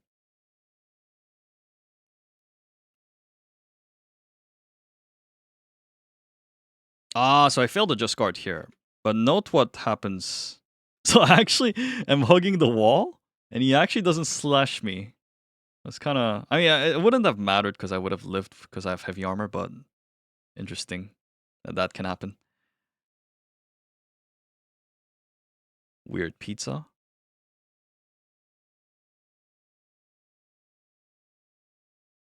He's awakening after going to the center. Just guard into counter. So, like, our side party needs to do a lot of damage to make up for the support loss on the other side. Medusa. Spacebar into counter. I did it too early, thinking I had double buckshot. I think spacebar into and push immune into counter.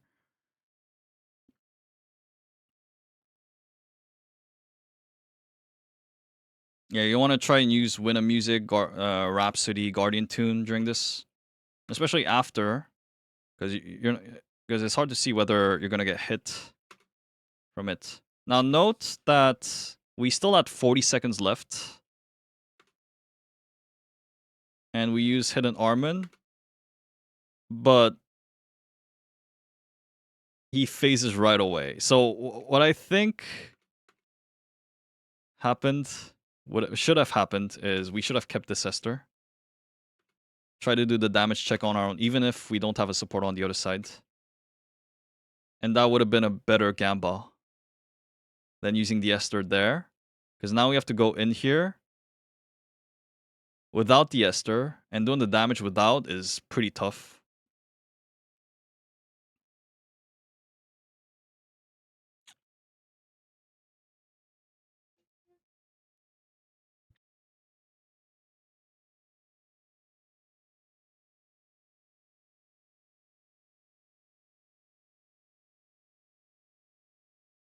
So we do all get rest.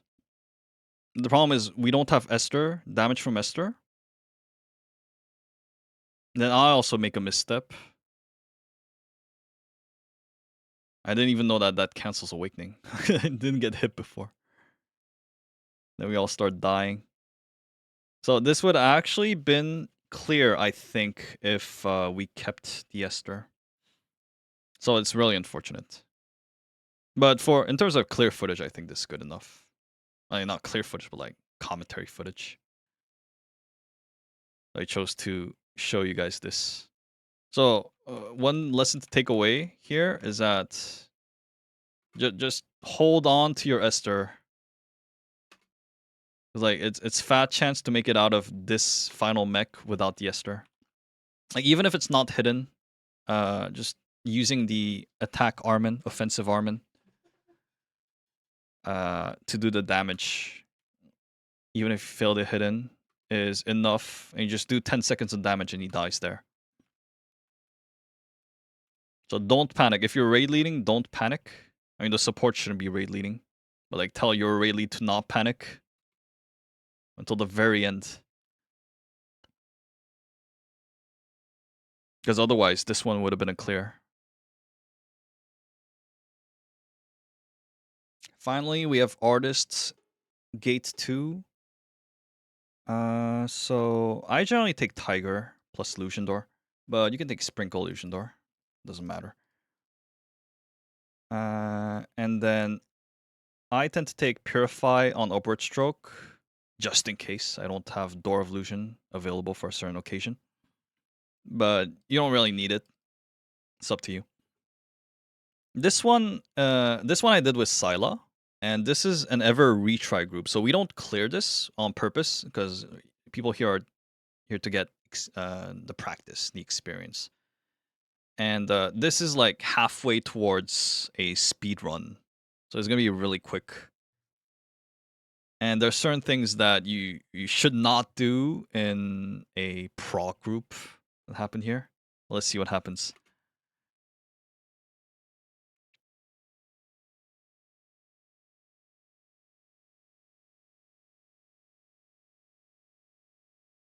I try to apply branding from afar and attack buff. Because in the case of artist, your brand side node is half the size, half the radius of compared to the other 3 supports.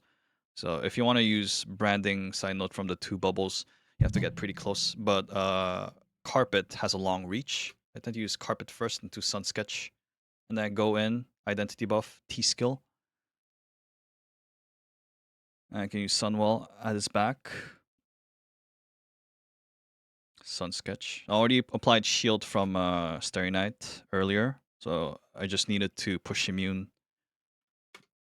The uppercut he does at the end. Sun sketch was there, although it was not directed towards me. Sunwell. Get out, go to the back. Get gauge, renew identity buff. And T-Skull's gonna come back soon, but it's already close to 900. Still use it. Starry Night. Best to use it during that uppercut pattern. Branding, attack buff. I just use Awakening early on. Although that's 1 bubble waste. I could have just used Identity and 2 Awakening, I guess, but might have not been there in time.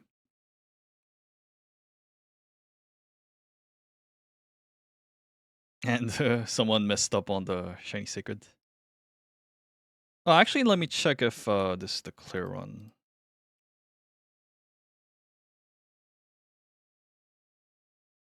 Oh yeah, it isn't. So it's this one. It's actually this one. Okay. Let me show you this part again. So you bring him down to 900.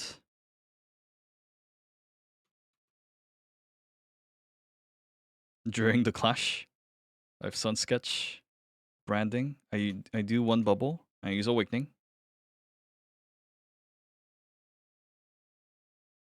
I think I get cleansed by the second Shiny Sacred Bomb there. Probably. I threw mine as well. For the individual. So that Awakening time was kind of scuffed.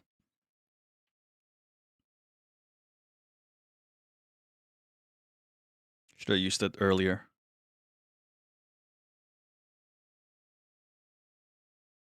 Attack buff branding 2 bubble. Front back front. Just chain process immunity just in case you get sucked towards the front. Casually dodging that.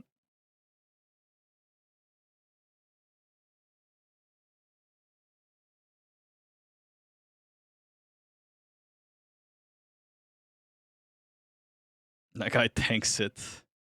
So that's why, like, if you have goblins like that, you need to provide that shielding.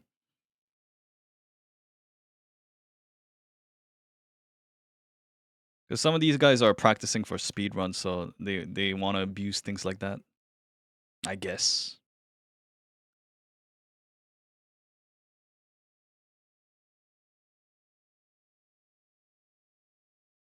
DR during that. And then when he's trying to slam the ground, that's where you spacebar. Not get knocked. Punches in the front.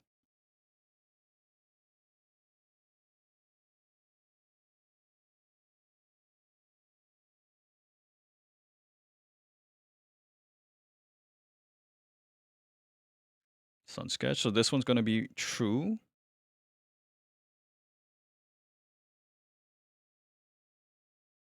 And that should be good enough. Sun sketch. Dodge the flame. Dodge the initial flames. Get the awakening in. Identity buff.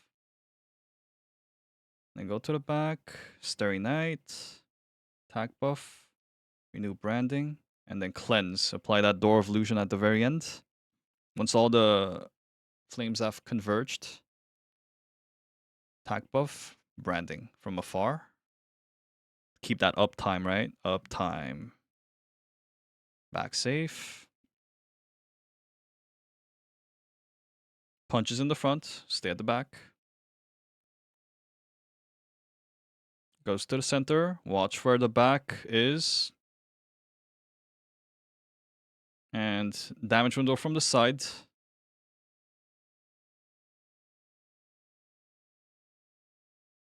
Attack buff. T-skill. Branding from afar. Sunwell.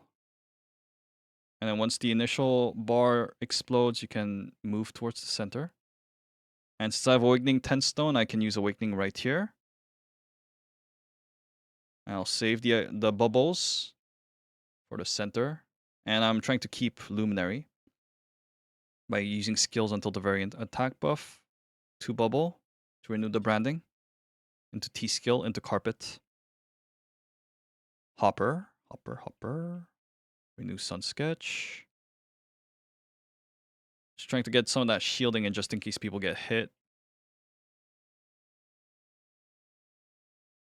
Also for Gauge. Go back in.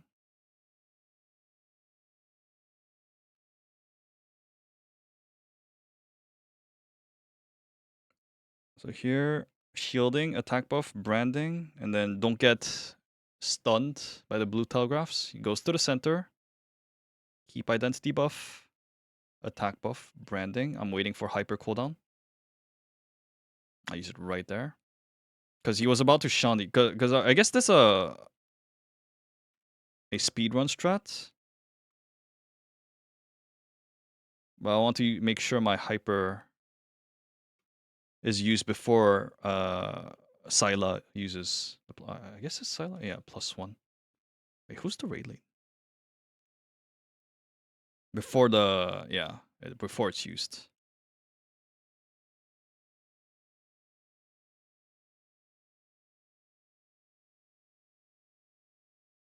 Oh, we didn't even have the +1. What?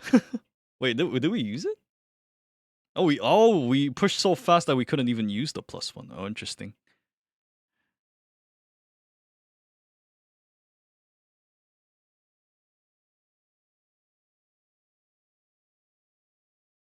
Yeah, he's at 180 already. Sunwell.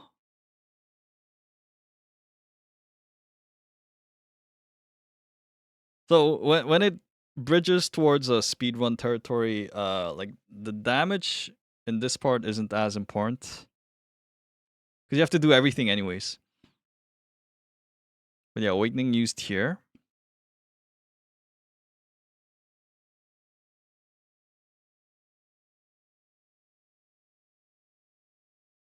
Brand pre-applied into attack buff. And then 2 bubble. T-skill. Waiting for him to move towards a wall. Follow him up.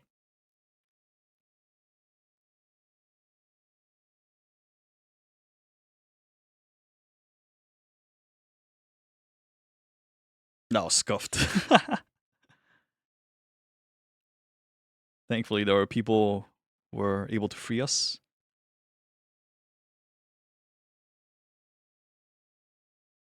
Ooh, yeah, that was bad. So hopper issues, I think. Yeah, hop, but I arrive on the wrong side. So you want to be careful when you use hopper, because like at the end, you might sidestep the wrong way. Sun sketch. Sure, use sun sketch first to renew the buff.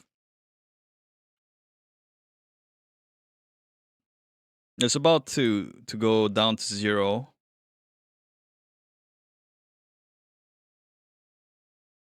So I want every ounce of that uptime. Branding. Starry Night, very important there. Need to use it to protect people from the rain. Otherwise, they might die. So now we already brought it down to 0. So we're just doing the mechs.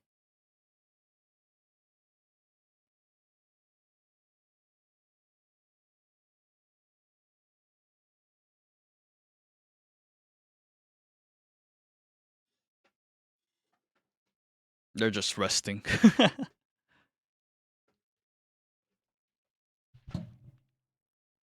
Counter.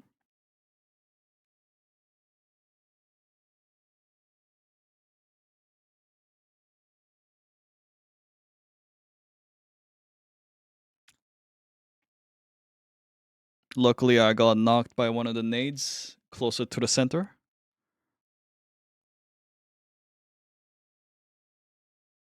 So we're just gonna do the mechs. Like, I'll skip this part.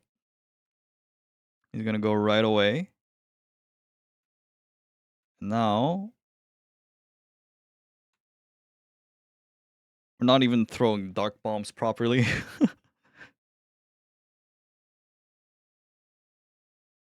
So you want to exit with 0 cooldown on your awakening and full identity buff. Identity bar. And you're trying to use skills until the very end. Carpet, Sun Sketch, identity buff, T-skill. Mole.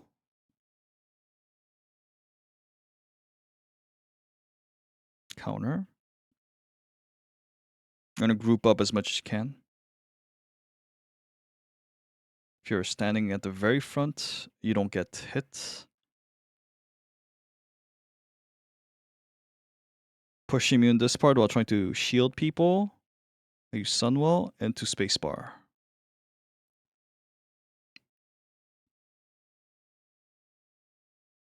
Hop, hop, hop. Sunwell, Starry Night.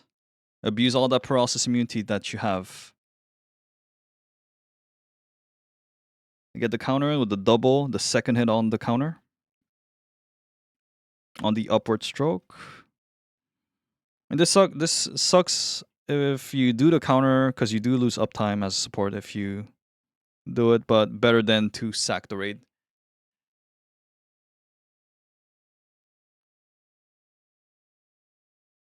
Imposter. Best if you all group up. Best if you gather up at 6 too, for field of vision. Like, I should have moved to 6 if possible. Just guard. Co-op.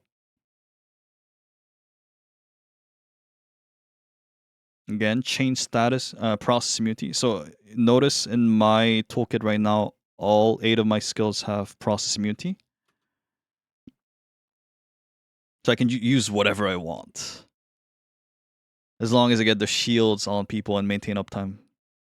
Use whatever I want. Starry Night, I go Sunwell, and then Spacebar when it's about to fill the circle. Then the time attack. L'Oreal. So push immune this part, and then just chain process immunity. So again, I have all my skills have process immunity here, so I can use whatever I want. Counter. Push immunity into counter. We got the damage check done. Stand in line. Just guard.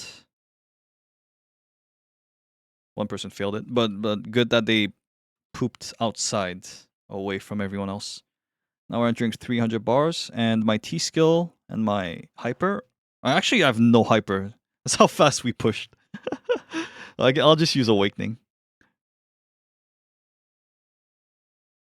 I could have used 2 bubble before I did that awakening. My bad.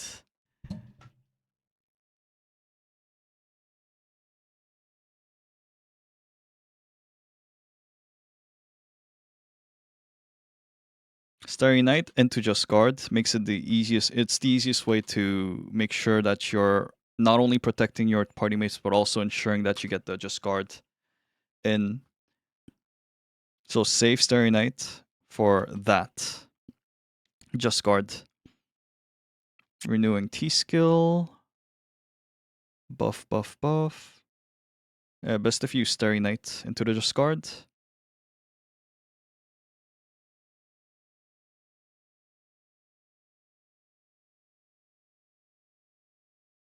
Holy, we have 5 minutes left. Identity buff, attack buff.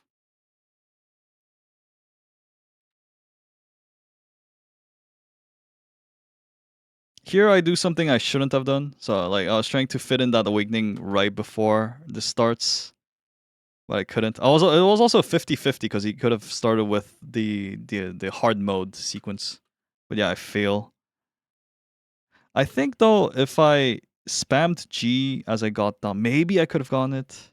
But yeah, I shouldn't have tried doing Awakening there in the first place.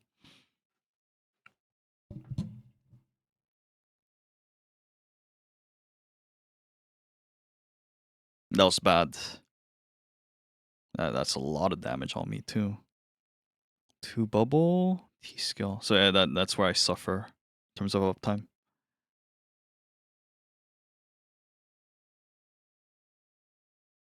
One guy got caught.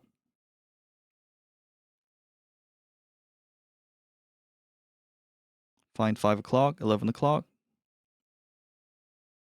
Give them a bit of shielding. Just guard.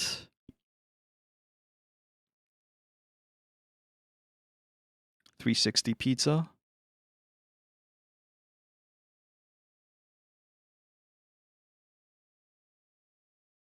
Force clash.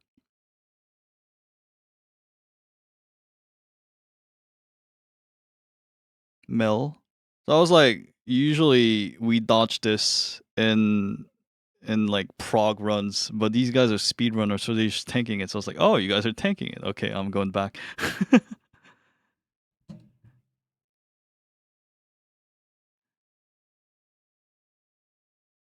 Medusa, look out. And then try to counter it.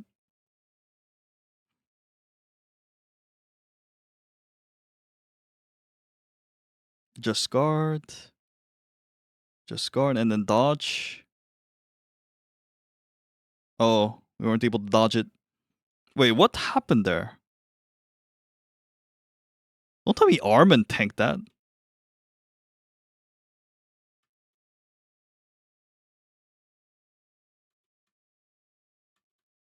Why did it detonate there? I'm actually not sure. You got the full gauge Baron, but no awakening. So I just try to shield people. These guys are experts though.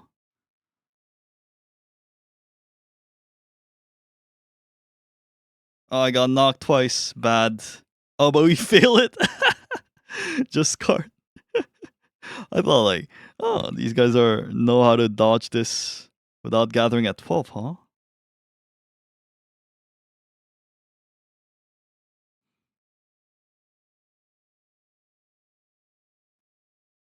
So now you have to do it with 4 voids. Look inside, reverse Medusa into counter.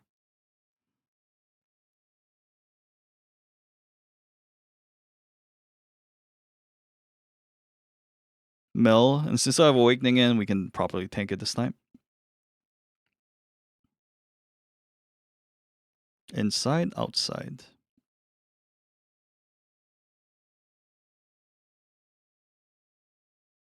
Just guard. Be careful, because we got the Void here too.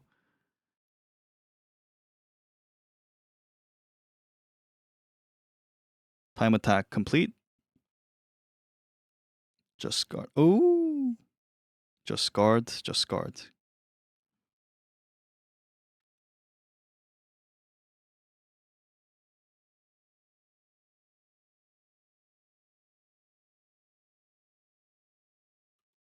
So note what I did here. So he does 3 dashes, right? But he was targeting one of my party mates. We were supposed to guide it over here, but he didn't make it out.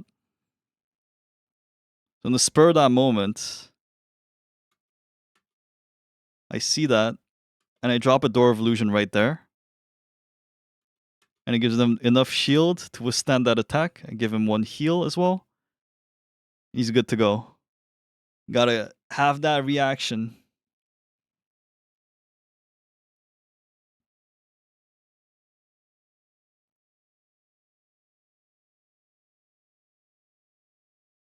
Now he's awakening.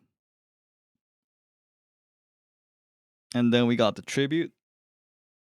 1 person went in. Pizza, pizza. Pizza. Pizza. Just guard. Side safe. Counter. Ah, staggers so fast.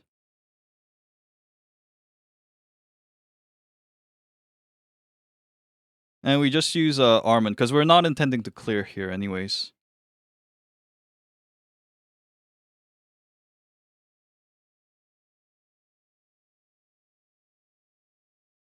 Can be at his back. Spacebar out when it blinks. And the damage is done. So now, because it's a Ever retry party, Ever Grace retry party, we're just doing this part for fun.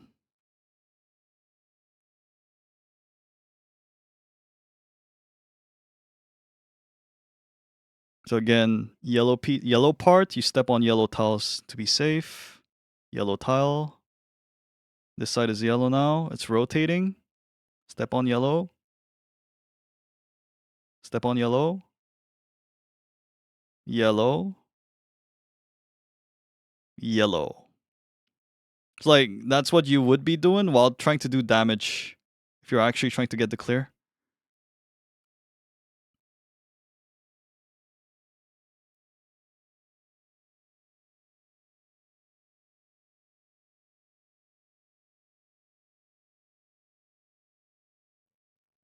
And GG.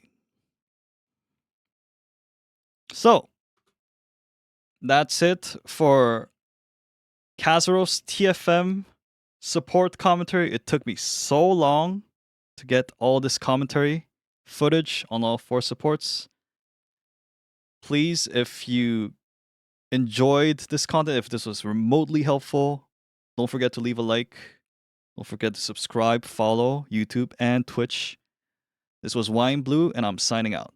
Peace.